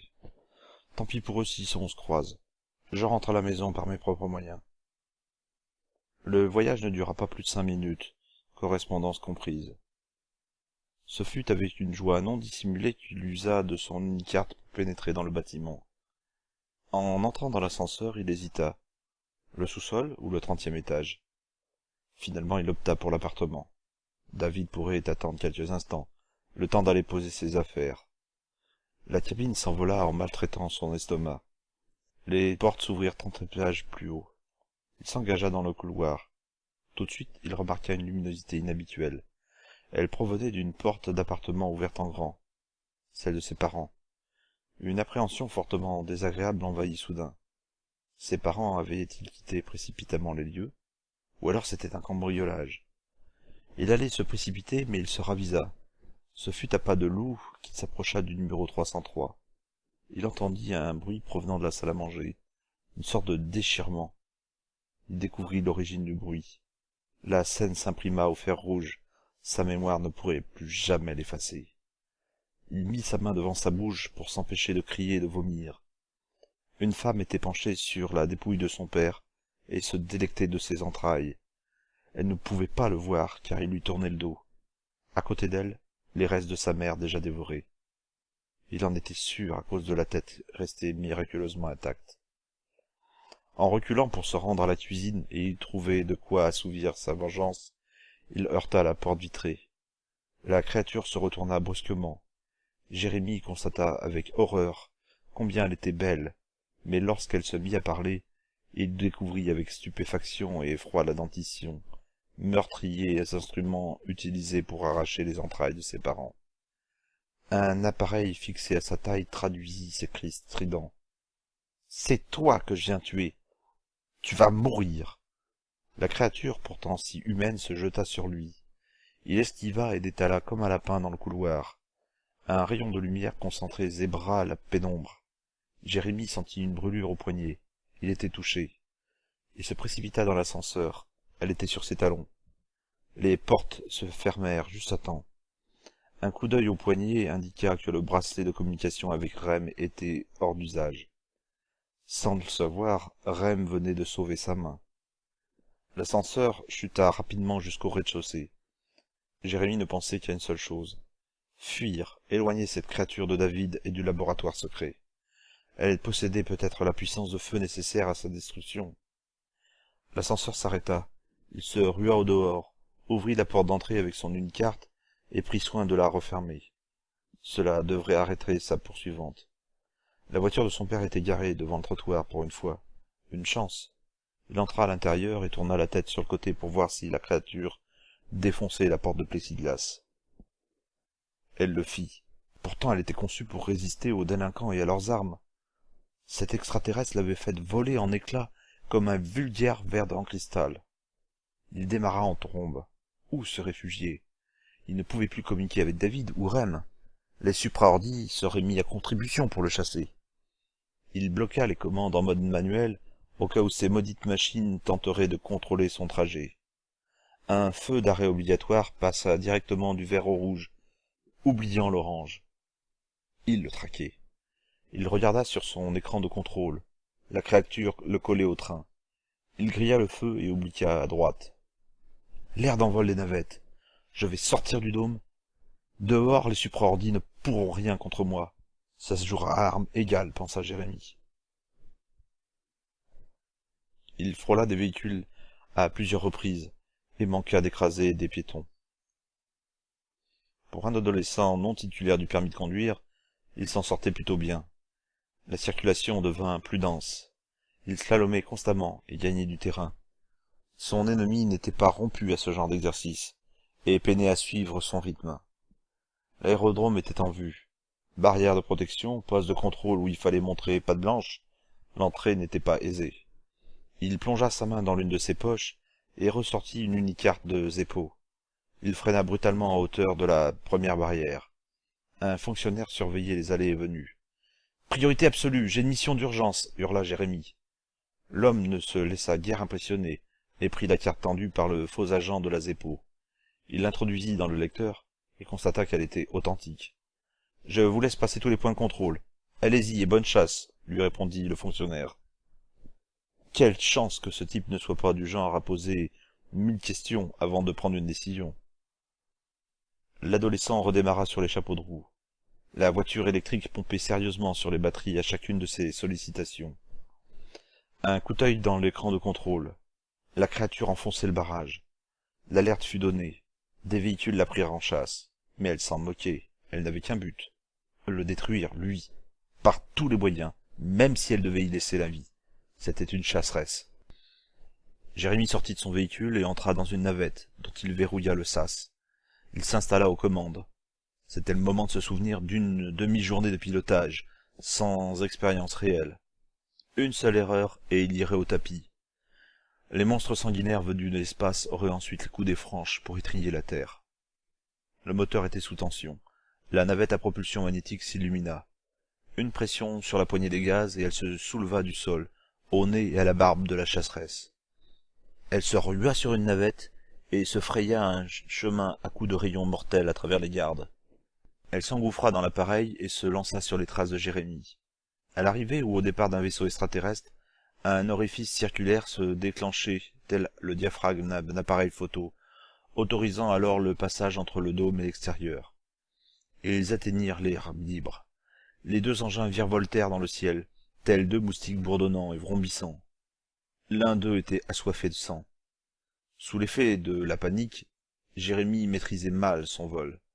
Il devait la distancer à tout prix. La navette n'était pas armée. Elle ne pourrait pas le descendre. Peu importe. Elle cherchait simplement à le percuter. Elle était prête à donner sa vie pour le tuer. L'adolescent plongea vers le sol et remonta brusquement. Elle s'accrocha comme une sangsue. Elle était tenace et se débrouillait bien mieux avec une navette qu'avec une voiture. Il rasa la surface du sol et approcha de Bosquier, les vestiges de la forêt de Fontainebleau. Puis il vira d'un coup sec sur la droite au dernier instant. Elle l'imita comme si elle devinait ses manœuvres. Au passage, il nota combien les arbres étaient verts. Il y avait également de nombreux arbustes, la forêt repoussée. Il y avait suffisamment de place entre les grandes cimes et les petites pour laisser zigzaguer une navette de la taille de la sienne. Alors il plongea et manœuvra au réflexe, faisant confiance à la qualité des commandes électriques de vol. Au bout de quelques minutes, il constata la disparition de sa poursuivante. Il ne la repéra ni sur le radar, ni en visuel. Où était-elle passée? Il n'avait pas cru remarquer qu'elle s'était écrasée contre un arbre de la forêt.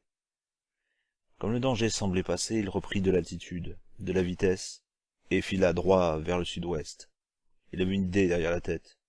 Il y avait tellement longtemps qu'elle trottait cette idée, et il avait enfin l'occasion de la vérifier. Dans 5 minutes, il serait en vue du gouffre de Padirac. Si ses suppositions et celles de Rem étaient bonnes, si sa mère était en vie, elle avait logiquement trouvé refuge près de cet orifice. Resterait ensuite à la retrouver. Il songea à sa poursuivante. Elle avait peut-être perdu de vue, et ne savait pas se servir du radar pour le repérer. Avant qu'elle ne le retrouve, il s'écoulerait pas mal de temps. Si elle échouait dans sa mission, les siens supposeraient que la technologie terrienne était suffisamment élaborée pour avoir raison d'eux. Dans le doute, ils s'abstiendraient peut-être. Jérémie se rendit compte du nombre de suppositions mises bout à bout. Le radar se déclencha. Jérémie eut aux confirmations visuelles. La furie lui filait le train. Il piqua juste à temps pour éviter un puissant rayon destructeur. Elle avait récupéré son propre vaisseau, armé et rapide. Les accélérations foudroyantes, quoique limitées pour l'atmosphère terrestre, l'autorisaient à toutes sortes de prouesses. Elle le dépassa en lâchant une salve de traits lumineux, passant au ras du vaisseau, vira au loin et fonça de nouveau sur lui, faisant feu autant que ses batteries lui permettaient. Le relief était très accidenté. Le massif central n'était pas en région particulièrement élevée, mais il était suffisamment irrégulier pour entraîner sa poursuivante dans une dangereuse partie de Razmoth. Jérémie plongea entre les parois rocheuses des vallées les plus encaissées, au mépris du danger. La créature et son chasseur lui passèrent au-dessus de la tête, changèrent de direction pour se remettre à ses trousses. La tactique fonctionnait à merveille. Au prix de risques insensés, Jérémie l'obligeait à réduire sa vitesse folle. Elle ne tirait quasiment plus. Elle n'était pas habituée à piloter dans ces conditions extrêmes. Il la poussait dans ses derniers retranchements. Elle devait bien avoir un point faible. Quant à lui, il se surprenait. La qualité de son pilotage frisait l'incompréhensible. Les deux protagonistes restaient extrêmement concentrés. La moindre erreur, une seule seconde d'inattention, et il irait embrasser le décor sauvage du Lot. Il espérait bien que la créature le ferait avant lui. Soudain, il aperçut le gouffre de Padirac. Il plongea alors dans l'énorme brèche béante. Folie, pure folie, mais tant pis. Il décéléra fortement en entrant dans le célèbre orifice. La surface de l'eau était proche. Il cabra la navette, mais le ventre de l'appareil frotta contre le paisible liquide. Des gerbes d'eau se soulevèrent en même temps que des étincelles jaillirent. La créature le suivit et fit feu. Il fut touché. Il vira et frôla la paroi du gouffre. Il revint vers le centre et fonça vers la paroi opposée. Il cabra l'engin pour monter à la verticale, mais les commandes électriques ne répondirent plus correctement, et le ventre de l'appareil se déchira sur la roche. L'ascension stoppa brusquement, et la navette chuta. Ça sentait le roussi. Une explosion se produisit. L'éclair l'aveugla momentanément. Il venait du dehors. La créature n'avait pas pu éviter la roche aiguisée lui faisant face. Les débris retombèrent un peu partout, y compris sur la navette endommagée de Jérémie flottant à la surface de l'eau. Un gros morceau le fit s'enfoncer un peu. La navette ne remonta pas. Au contraire, elle s'enfonça lentement dans les eaux sombres. Les systèmes de sécurité avaient fonctionné, mais le plancher de la navette était éventré. L'engin coulait à pic. Jérémie s'empara d'un masque à oxygène utilisable en cas de décompression accidentelle en haute atmosphère. Il avait environ un quart d'heure devant lui. Il lui fallait économiser cet air vital, le temps de trouver un moyen de se sortir de ce cercueil de métal. Il chercha un objet contondant et trouva un extincteur. De toutes ses forces, il frappa à la vitre avant de la navette. Elle résista. Elle était entièrement conçue pour résister à l'impact de balles de gros calibre. Il s'acharna mais ne parvint pas à l'ébrécher. Il désespéra de pouvoir sortir un jour de là. Alors il attendit que la mort vienne le chercher. De toutes les manières, il mourrait bien un jour et ça se passerait dans les pires souffrances. L'oxygène commençait à manquer. Jérémie était entièrement immergé dans l'eau depuis une dizaine de minutes. Ses poumons étaient fortement comprimés et l'habitacle était plongé dans la pénombre. Il reposait en équilibre sur une roche sous-marine, à plusieurs mètres de fond. Le manque d'oxygène se faisait de plus en plus pressant. Il aspira une dernière bouffée. Après, l'eau pénétrerait froidement dans ses poumons. Une sensation curieuse de fraîcheur et ensuite, plus rien. Les poumons ne pourraient pas se vider. Il continuerait involontairement à se remplir, sans qu'il ne puisse rien faire. L'oubli, le ménage, commencerait à se faire dans l'esprit. Tout deviendrait plus clair. Une sensation de lourdeur et de légèreté mêlée s'opérerait lentement. L'abandon total des forces physiques s'envolerait. Le combat cesserait, faute de combattants. Quel était ce bruit? Décidément, ça ne pouvait pas être les battements du cœur. Jérémie ouvrit les yeux. Il aperçut une forme devant la vitre, dehors, sous des mètres cubes d'eau. Elle frappait sur la vitre. Il ne la distinguait pas très bien. Elle lui adressait des signes, là, à seulement 1 mètre de lui. Il se leva du siège et nagea vers le fond de la cabine. Ses poumons étaient prêts à éclater. La forme braqua une arme sur la vitre de la navette. Une pointe d'acier d'un puissant harpon, tenant plutôt de l'arbalète que de l'attirail du parfait pêcheur sous-marin, traversa la vitre. Elle se fendilla. Jérémie se précipita dessus avec l'extincteur et frappa de toutes ses forces, jusqu'à en perdre conscience. Les morceaux de vitre se détachèrent enfin. Son corps dériva. La forme l'arracha à sa prison de métal sans ménagement. En un battement de pied puissant, elle hissa Jérémie à la surface. Elle était habituée à la nage, et elle le traîna jusqu'à la berge, située à une centaine de mètres. Jérémie demeurait toujours inconscient. La forme se pencha sur lui et l'installa sur le côté, un bras replié sous sa tête, dans la position du blessé, comme l'apprenaient les secouristes. Une autre forme s'approcha, puis d'autres encore. Elles formèrent un cercle autour de Jérémie. « Il est vivant !» dit la jeune femme l'ayant sauvé de la noyade. Son visage était à peine discernable dans l'ombre de la grotte. « Remontons-le !» À ces mots, elle le souleva comme un paquet de linge sale. Avec une facilité à peine dissimulée, elle se dirigea vers l'entrée du gouffre de Padirac. Le vieil escalier menant à la surface, menaçant de s'effondrer, rongé par la rouille, avait été refait à neuf. La procession rejoignit la surface en progressant lentement. Tous étaient sur leur garde.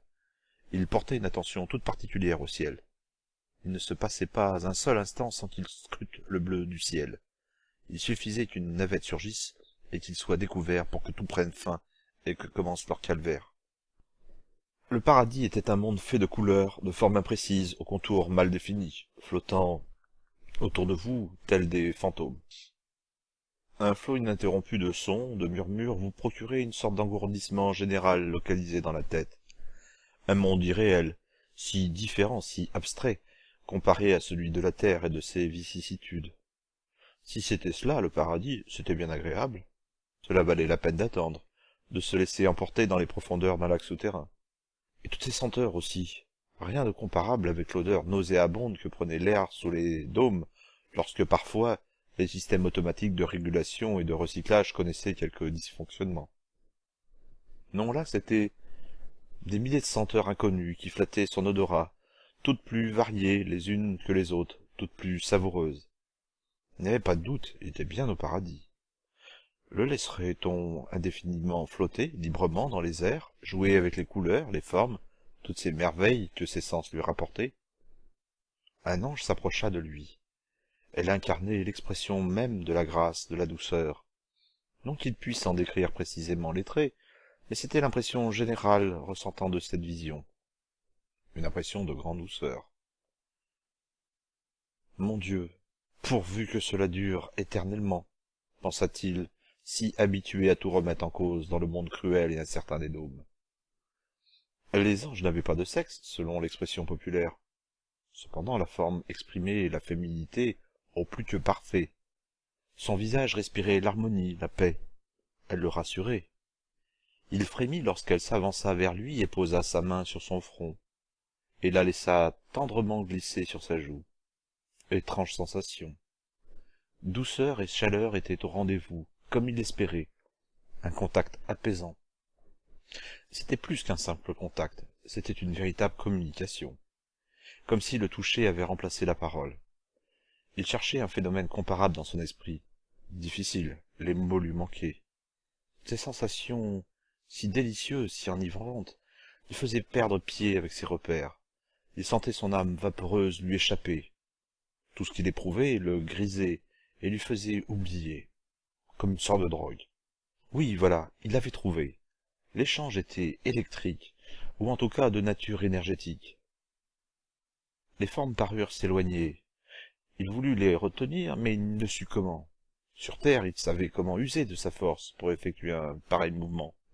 Il savait mesurer cette force pour la doser. Mais son âme n'avait pas de pieds ou de mains pour bouger. Comment y parvenir? Les formes s'éloignaient et il ne pouvait rien faire pour les retenir. Elles emportaient les couleurs, les senteurs. Mais pourquoi? Où allait-elle? Qu'avait-elle appris sur lui? Elle savait ce qu'il savait, sur l'invasion probable de la Terre. Ces formes surnaturelles savaient que les créatures allaient quand même envahir la Terre, malgré la mort de la chasseresse. Alors elles allaient le renvoyer sur Terre.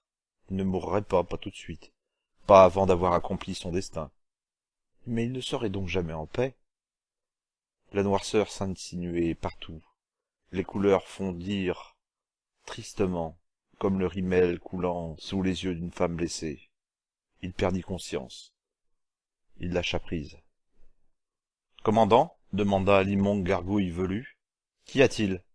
Nous avons perdu le contact avec le lieutenant Sebora. »« Et quelle est votre conclusion ? » ?»« Eh bien, soit elle se trouve en un lieu où elle ne peut émettre, soit son vaisseau est hors d'usage, soit elle est morte. »« Depuis combien de temps a-t-elle cessé d'émettre ? » ?»« Depuis 2 jours terrestres, commandant. »« 2 jours ?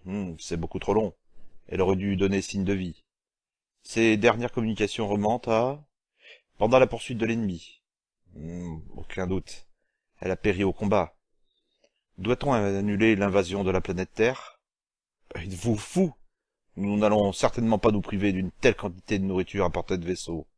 Non, le lieutenant Sebora a échoué parce qu'il était seul. Les terriens ne résisteront pas à une invasion massive. Avez-vous détecté de nouvelles tentatives d'intrusion dans le système informatique terrien ? Non, commandant. Il y a toujours des connexions, mais elles ne tendent plus à révéler notre arrivée aux terriens. D'où proviennent ces connexions ? La machine est intelligente et fonctionne seule, sans son concepteur. Bien. Le danger est écarté. Quel est le délai à estimer avant l'arrivée sur la Terre ? 4 années terrestres, commandant. Nos croiseurs sont lents. Patience. Dans 4 ans, notre nourriture sera assurée pour de très longs siècles. Les formes et les couleurs étaient revenues. Il avait cru à l'abandon, mais non, elles étaient là, si gaies, si virevoltantes, accompagnées des senteurs et des sons.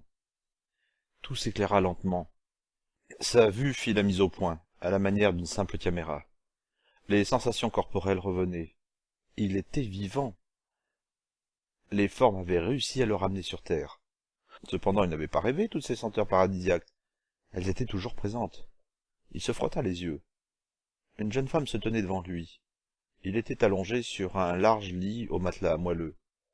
Le parfum venait de la literie et des draps. Tout était confortable et respirait le naturel. Il se redressa et cala l'oreiller derrière son dos. La jeune femme s'assit sur le bord du lit. Elle était assez grande, bien proportionnée, musclée. Elle ne paraissait pas chétive comme lui. De longs cheveux noirs encadraient un visage aux traits doux et harmonieux. Ses magnifiques yeux noirs brillaient dans la pénombre. Tout inspirait la quiétude dans ce visage. Elle sourit et ce fut encore plus merveilleux. Un vrai bonheur. Jérémie savait qu'il ne rêvait pas. « Bien dormi ?» demanda-t-elle, faisant enfin découvrir le son de sa voix cristalline et féminine. Jérémie était complètement envoûté par le rythme et le timbre de cette voix.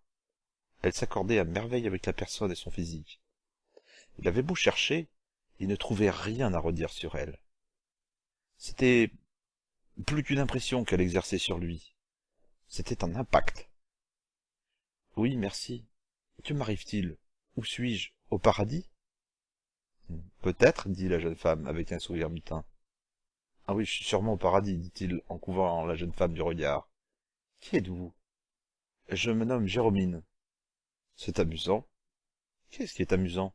Votre prénom ? » ?»« Je n'ai jamais trouvé mon prénom amusant, dit Jérôme d'un air intentiné et vexé. Non, c'est pas ce que je voulais dire. Disons que c'est une coïncidence. Je m'appelle Jérémie. Nos prénoms se ressemblent. Ah, en effet, fit la jeune femme en fronçant des sourcils. Elle posa sa main gauche sur le front de Jérémie. À son air rassuré, Jérémie en déduisit que tout était normal et qu'il ne souffrait pas d'un excès de fièvre. Tout est normal demanda-t-il pour confirmer ses suppositions. Oui, vous n'avez plus de fièvre. Vous nous avez fait une belle peur. Peur? Comment ça? Vous êtes dans le coma depuis 4 jours. Les conséquences du choc? Le coma? Le choc? Que m'est-il arrivé? Vous ne vous souvenez plus? Attendez. Si, le combat. Je suis resté dans le coma tout ce temps. Oui. Et ma poursuivante? Votre poursuivante? C'était donc une femme? Oui, répondit Jérémie. Il constata que la jeune femme ne possédait pas tous les détails de l'histoire. Il ne valait mieux pas trop en dévoiler, pour l'instant. Elle est morte. Son vaisseau s'est fracassé, il a explosé, et finalement les restes ont coulé au fond du lac souterrain. D'ailleurs, si je n'étais pas intervenu, vous auriez subi le même sort. C'était vous avec le fusil sous-marin? S'étonna Jérémie. Ça a l'air de vous surprendre. Je ne suis pas aussi frêle que j'en ai l'air, tempêta soudain Jérôme, ce qui lui donna plus de piquant. Oh, c'est pas moi qui vais vous jeter la pierre. Je vous remercie vivement pour ce que vous avez fait. Mais c'était normal. Jérémie s'attarda sur son environnement. La maison avait été construite dans une cavité naturelle de la montagne. Elle alliait une température constante à la discrétion. Le regard de l'adolescent se posa sur la jeune femme. Une étrange sensation s'empara de son esprit. Il avait l'impression de la connaître. Comment exprimer ce qu'il ressentait, tant les mots lui manquaient? Comment lui avouer qu'elle était celle qu'il recherchait depuis toujours? Oui, c'était elle, sans le moindre doute possible. Le chaînon manquant. La question suivante vint naturellement, visant à confirmer ses sentiments. Dans mes rêves, j'ai senti une main se posant sur mon front et sur ma joue. Était-ce vous? Oui, je suis venu à plusieurs reprises pour contrôler l'évolution de votre température. Et qu'avez-vous ressenti? Une amélioration constante. Rien d'autre? Si, une sensation curieuse. Une sorte de décharge électrique? Qu'est-ce que c'est? Jérémie ne s'attendait pas à une telle question. Comment la jeune femme ignorait-elle l'existence de l'électricité? Vous ne savez pas ce que c'est? Non, répondit-elle humblement. La foudre. Bah, ça je connais. Bah, c'est pareil. Enfin, simplement moins puissant. C'est comparable à un picotement. Ah oui, ça c'est ce que j'ai ressenti. Souvent, il m'arrive de savoir ce que les gens éprouvent en touchant simplement une partie de leur corps. Juste un contact, je sais plein de choses sur eux. Mais là, c'était différent. J'ai ressenti un lien entre nous, un point commun peut-être. Bah, nos prénoms similaires? Non, plus que cela, rougit Jérôme. Une autre femme entra dans la pièce. Elle avait environ 40 ans et fière allure. Maman, il est réveillé, dit Jérôme. Ah, parfait. Comment te sens-tu, jeune homme? Fit-elle en s'approchant. La pâle lueur de la torche qu'elle tenait à bout de bras éclaira leur visage. Jérémie scruta les traits de la mère de Jérôme. Il frémit. En une fraction de seconde, il comprit qu'il avait atteint son but. Rem avait dessiné ce visage. « Maman ?» dit-il. « Je suis la mère de Jérôme. Qu'y a-t-il d'étonnant? N'as-tu pas de mère d'où tu viens ?»« Une mère? J'en avais une. Elle est morte? Assassinée, ainsi que mon père. Mais par qui? Par la Zéppo, mentit à moitié Jérémie.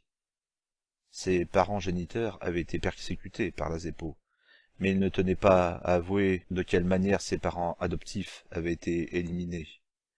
Il garda le secret de l'invasion par pur égoïsme, parce qu'il était condamné, parce que le monde entier était condamné à mourir.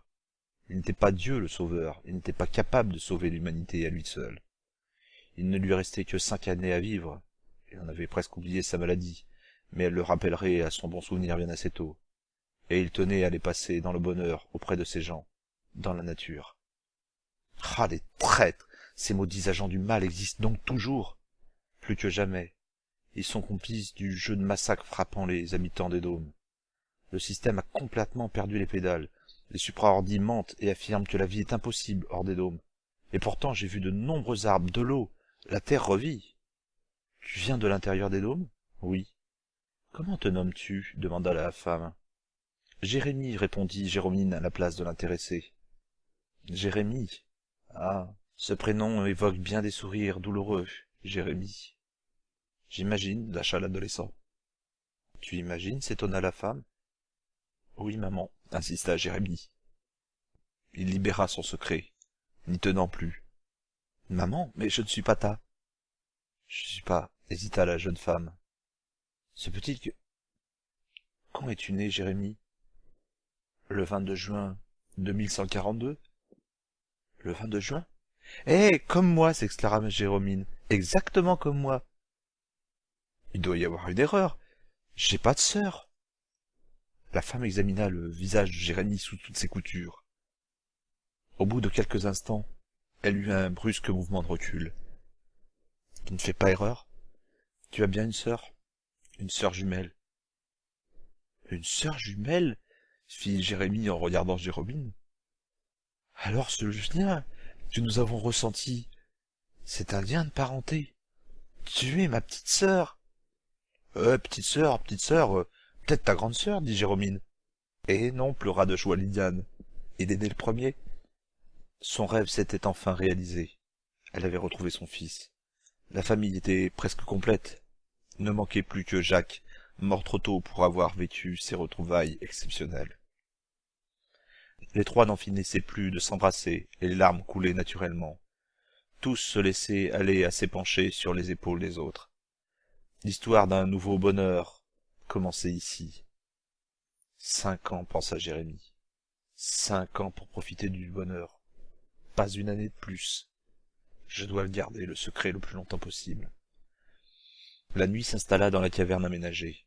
Dehors, le ciel était parsemé de points scintillants. Les constellations étaient visibles. L'air était propre et laissait transparaître les beautés célestes et nocturnes. Près des dômes, la pollution s'accrochait, mais ici, la nature avait repris ses droits, et elle entendait bien les conserver. Chapitre 8. Et l'inévitable survint. La brise balayait doucement la montagne. Les feuilles bruissaient dans les arbres. Quelques-unes se détachaient des branches en cette fin de mois d'octobre. Le vent rafraîchissait l'air chauffé durant les torrides et longs mois d'été. Jérémie était allongé sur la mousse d'une petite clairière. Dans la trouée, il observait le ciel à loisir.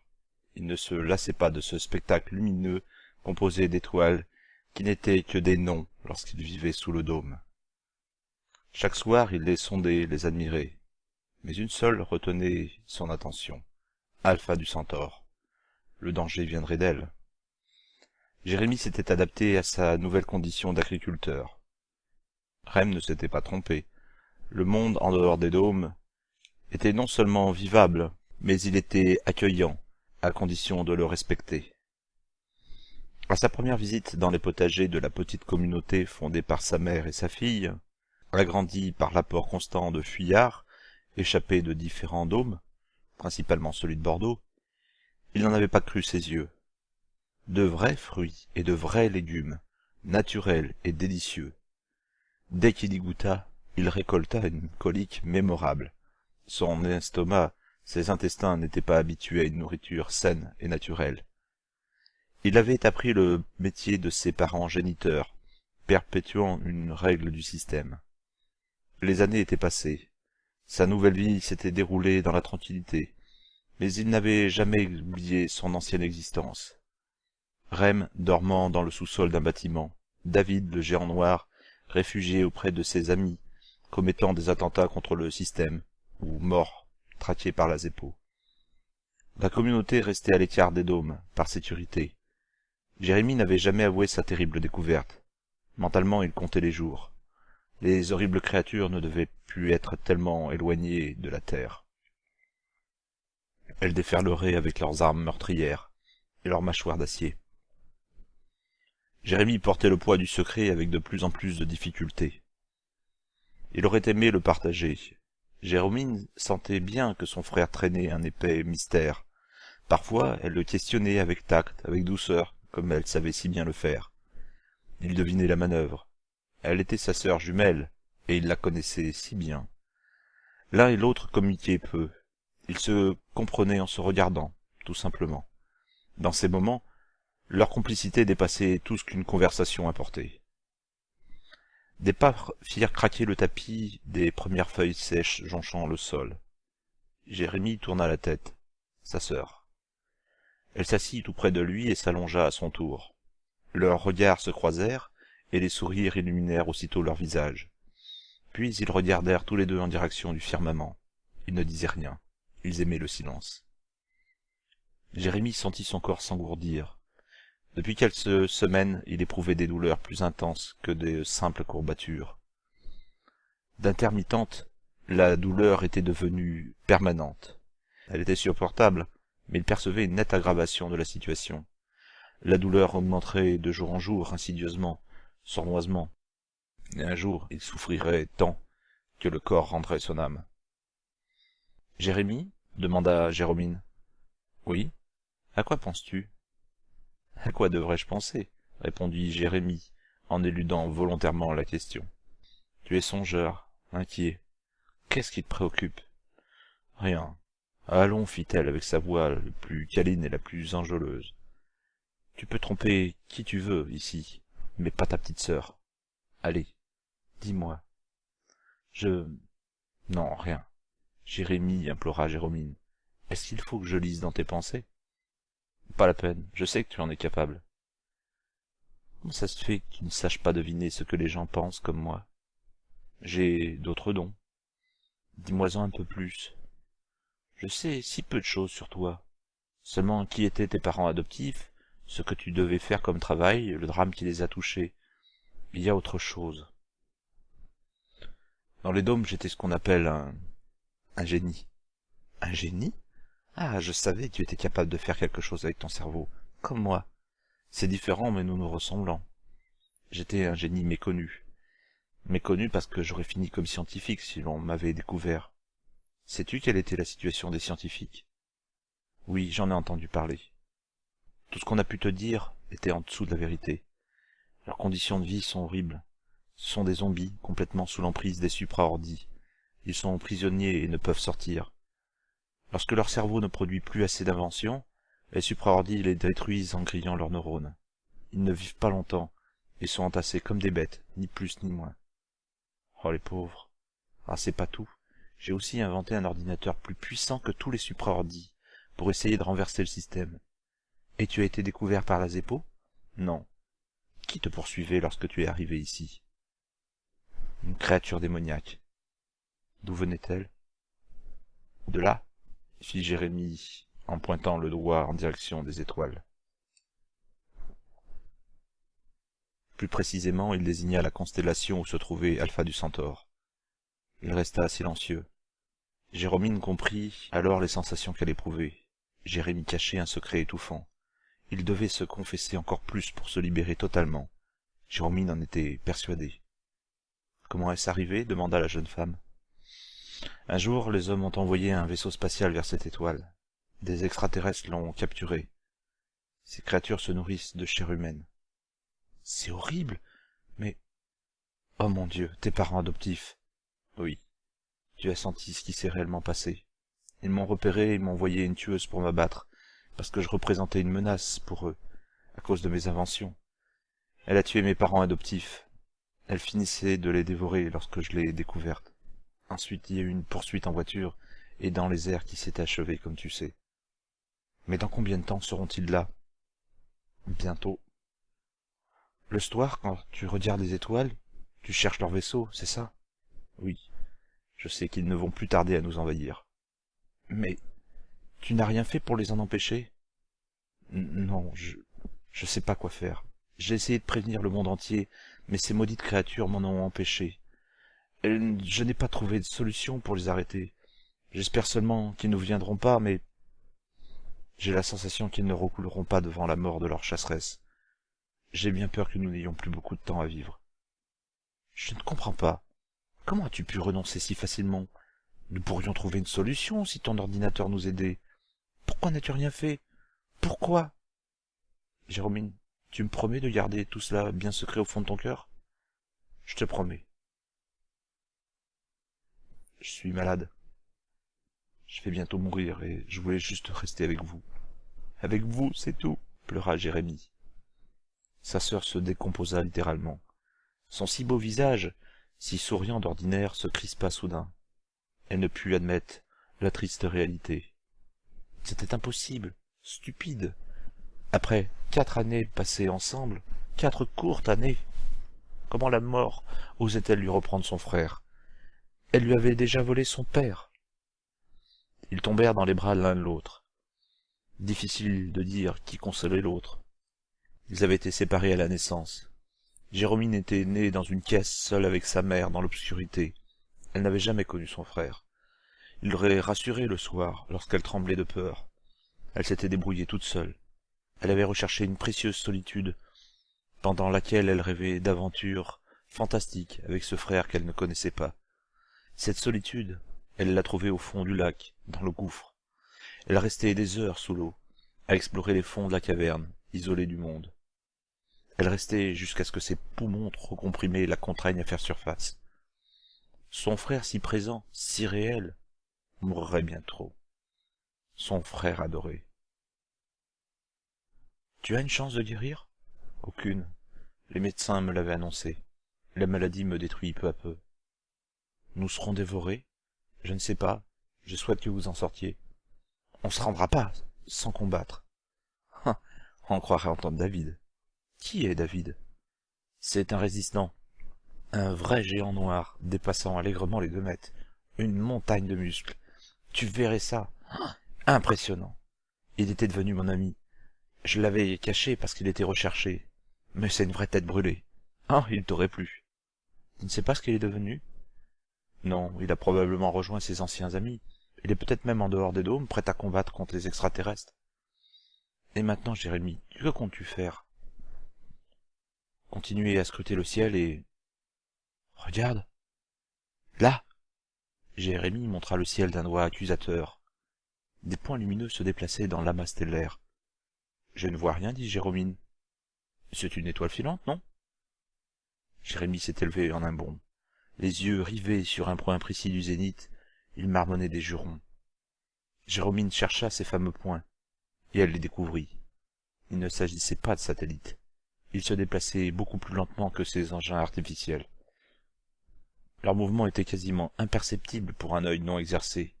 3, 4, 5, 10 points se manifestèrent dans le ciel. Bientôt, ce fut une myriade de points. Bientôt, ce fut une myriade de points. Au moins une centaine. Dans les centres de communication, ils s'apercevraient de leur arrivée. L'alerte aurait lieu. Ils s'organiseraient et tenteraient une action efficace contre eux. Ils arrivent, trembla Jérôme. Oui, petite sœur. Dans combien de temps? Dans quelques jours, tout sera fini. Jérôme ne put s'empêcher de se rapprocher de son frère. Sa main vint à la rencontre de la sienne, et elle la serra très fort. Il la prit par le cou et lui dit « Allez, viens, c'est plus la peine d'admirer les étoiles.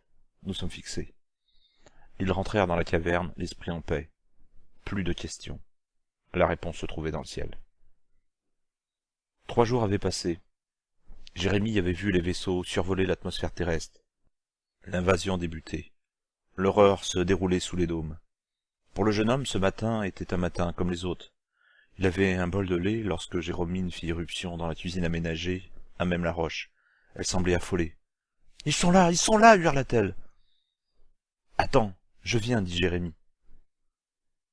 Il se leva avec quelque difficulté, puis il franchit le seuil de la maison armé d'une hache. Les 40 habitants de la communauté ne comprenaient pas. 3 vaisseaux, de taille modeste, mesurant peut-être une 60aine de mètres, se posaient tout près, dans la clairière. Jérémie n'hésita pas. Il fonça en direction des ennemis, arme en main. Les membres de la communauté suivirent, interloqués. Jérôme avait donné l'ordre de saisir tout ce qui pouvait servir d'arme. Il ne se rendrait pas. Plutôt mourir que d'être dévoré vivant. Les portes des vaisseaux s'ouvrirent lentement. Jérémie prévint que l'ennemi pouvait avoir forme humaine.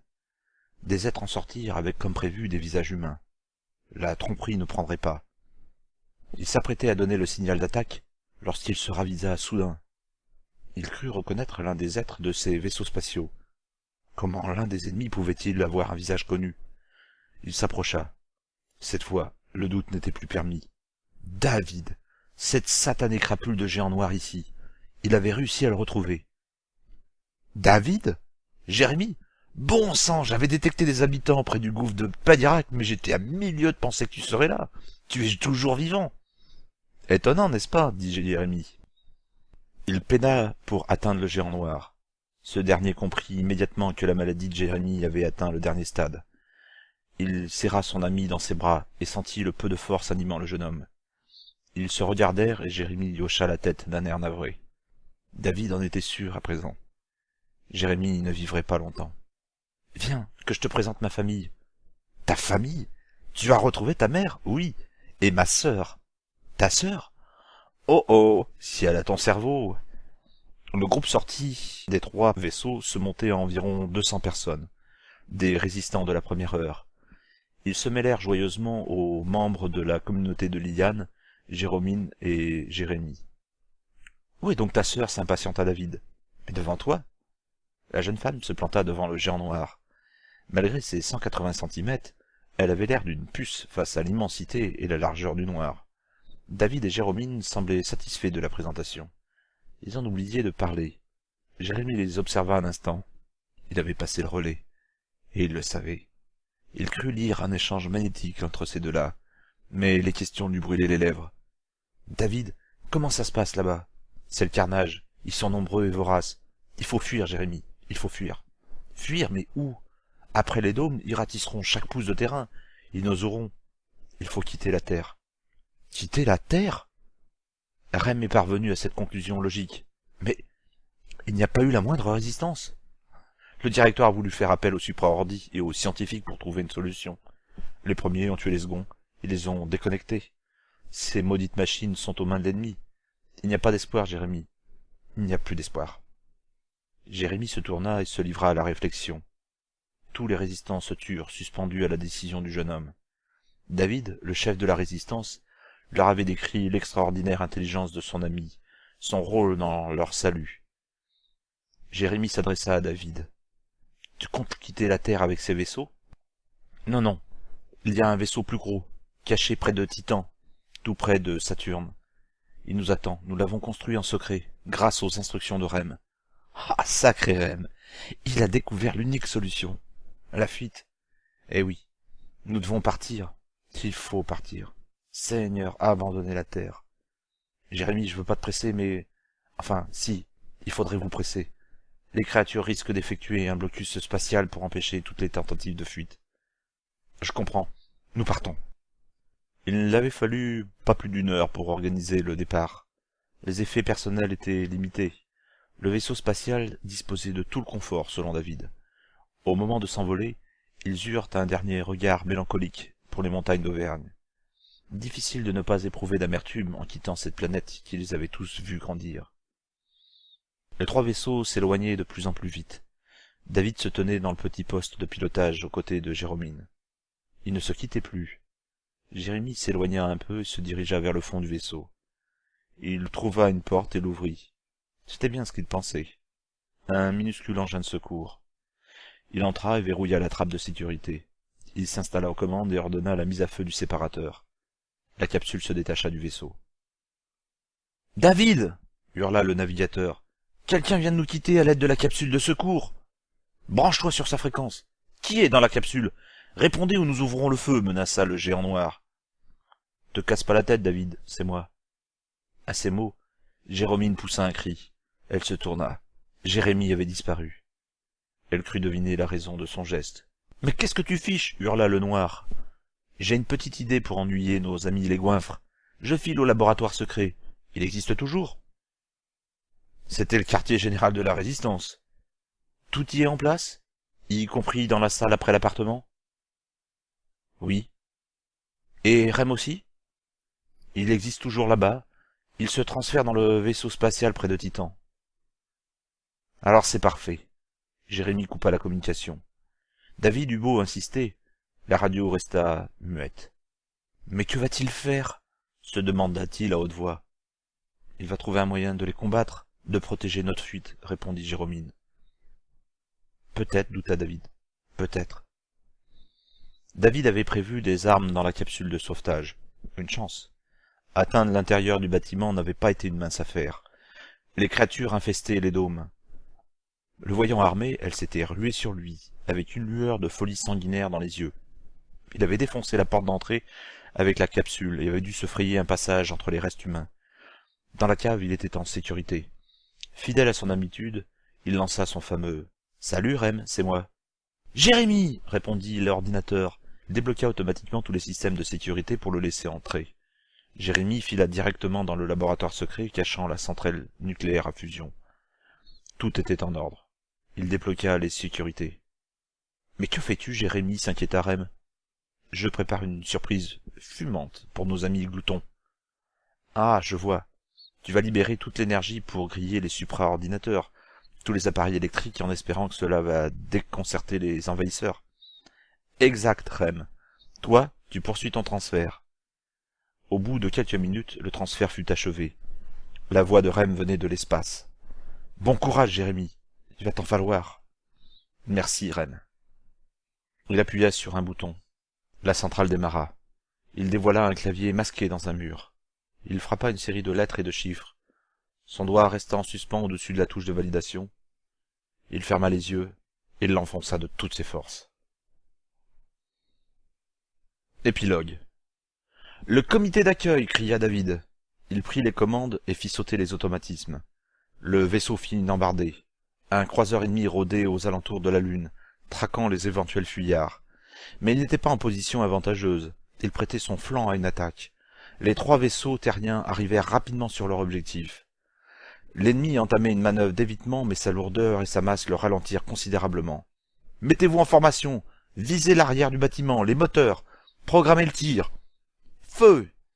De puissants rayons destructeurs jaillirent des canons terriens. Ils touchèrent de plein fouet les moteurs. Des explosions se produisirent sous leurs yeux. Le vaisseau se déstabilisa et glissa lentement vers la surface lunaire. La superstructure se disloqua en silence en touchant le sol de l'unique satellite de la Terre. « Nous sommes passés !» jubila David. Des applaudissements s'élevèrent dans les 3 vaisseaux. Ils étaient hors de danger. David songea à Jérémy resté sur la Terre pour assurer leur fuite. Qu'avait-il bien pu leur réserver comme surprise? Quoi qu'il en fût, il s'en sortirait. Caché dans le laboratoire secret, il était inexpugnable. Il inventerait une arme puissante pour avoir raison d'eux. La vitesse des navettes croissait régulièrement. Dans quelques heures, il rejoindrait le vaisseau principal aux abords de Titan et partirait à la découverte d'une terre d'accueil. Jérôme s'approcha de David et se blottit contre lui. Elle se sentit rassurée. Cet homme comprenait et contrôlait ce que son frère génial avait permis. « N'aie crainte, lui dit-il en acceptant avec joie cette approche maladroite mais franche. Nous serons bientôt en sécurité. Le vaisseau, c'est l'œuvre de Jérémy, à travers Rem. J'ai comme une appréhension. Nous avons tous une appréhension. Il faudra nous soutenir les uns les autres pour faire face à la peur de l'inconnu. » Ils étaient en vue de Titan. Ils se mirent en orbite autour du satellite et entamèrent une première révolution. Et soudain, dans l'ombre de Titan, ils découvrirent une forme gigantesque. Personne ne l'avait jamais vue. Des robots avaient patiemment mis en œuvre le plus grand chantier de tous les temps. Une œuvre démesurée. Un vaisseau dont on distinguait les prairies, les lacs, les montagnes, les cultures à travers son immense surface vitrée. Un joyau brillant dans le firmament. Long d'une 50aine de kilomètres, haut d'une dizaine et large d'une vingtaine, il représentait l'aboutissement de 4 années de travail forcené. Rem s'occupait de l'arrivée des futurs colons de l'espace. La seule solution, partir dans l'espace le plus loin possible, et tout recommencer. Les erreurs en moins. David questionna l'ordinateur. Oui. Il était seul dans la cabine de pilotage. Tous les autres étaient prêts à débarquer sur l'immense vaisseau spatial. Je détecte une anomalie sur Terre. Jérémy a enclenché le démarrage du réacteur à fusion nucléaire, mais il a programmé le sabotage du processus de contrôle de la réaction. Le réacteur s'emballe. Saboté? Oui. Oh! Oh mon Dieu! Qu'y a-t-il, Rem? Je ne détecte plus la Terre sur mes écrans. Je sais, Rem. Je sais. Jérémy s'est sacrifié et je le savais. Je l'ai su dès le jour où il m'a appris qu'il était malade. Ne dis rien pour l'instant. Il est trop tôt. et ça me fait trop mal au ventre. Le vaisseau glissa doucement sur l'aire d'appontage, tandis que des larmes glissèrent doucement sur les joues du géant noir, les premières larmes de sa vie.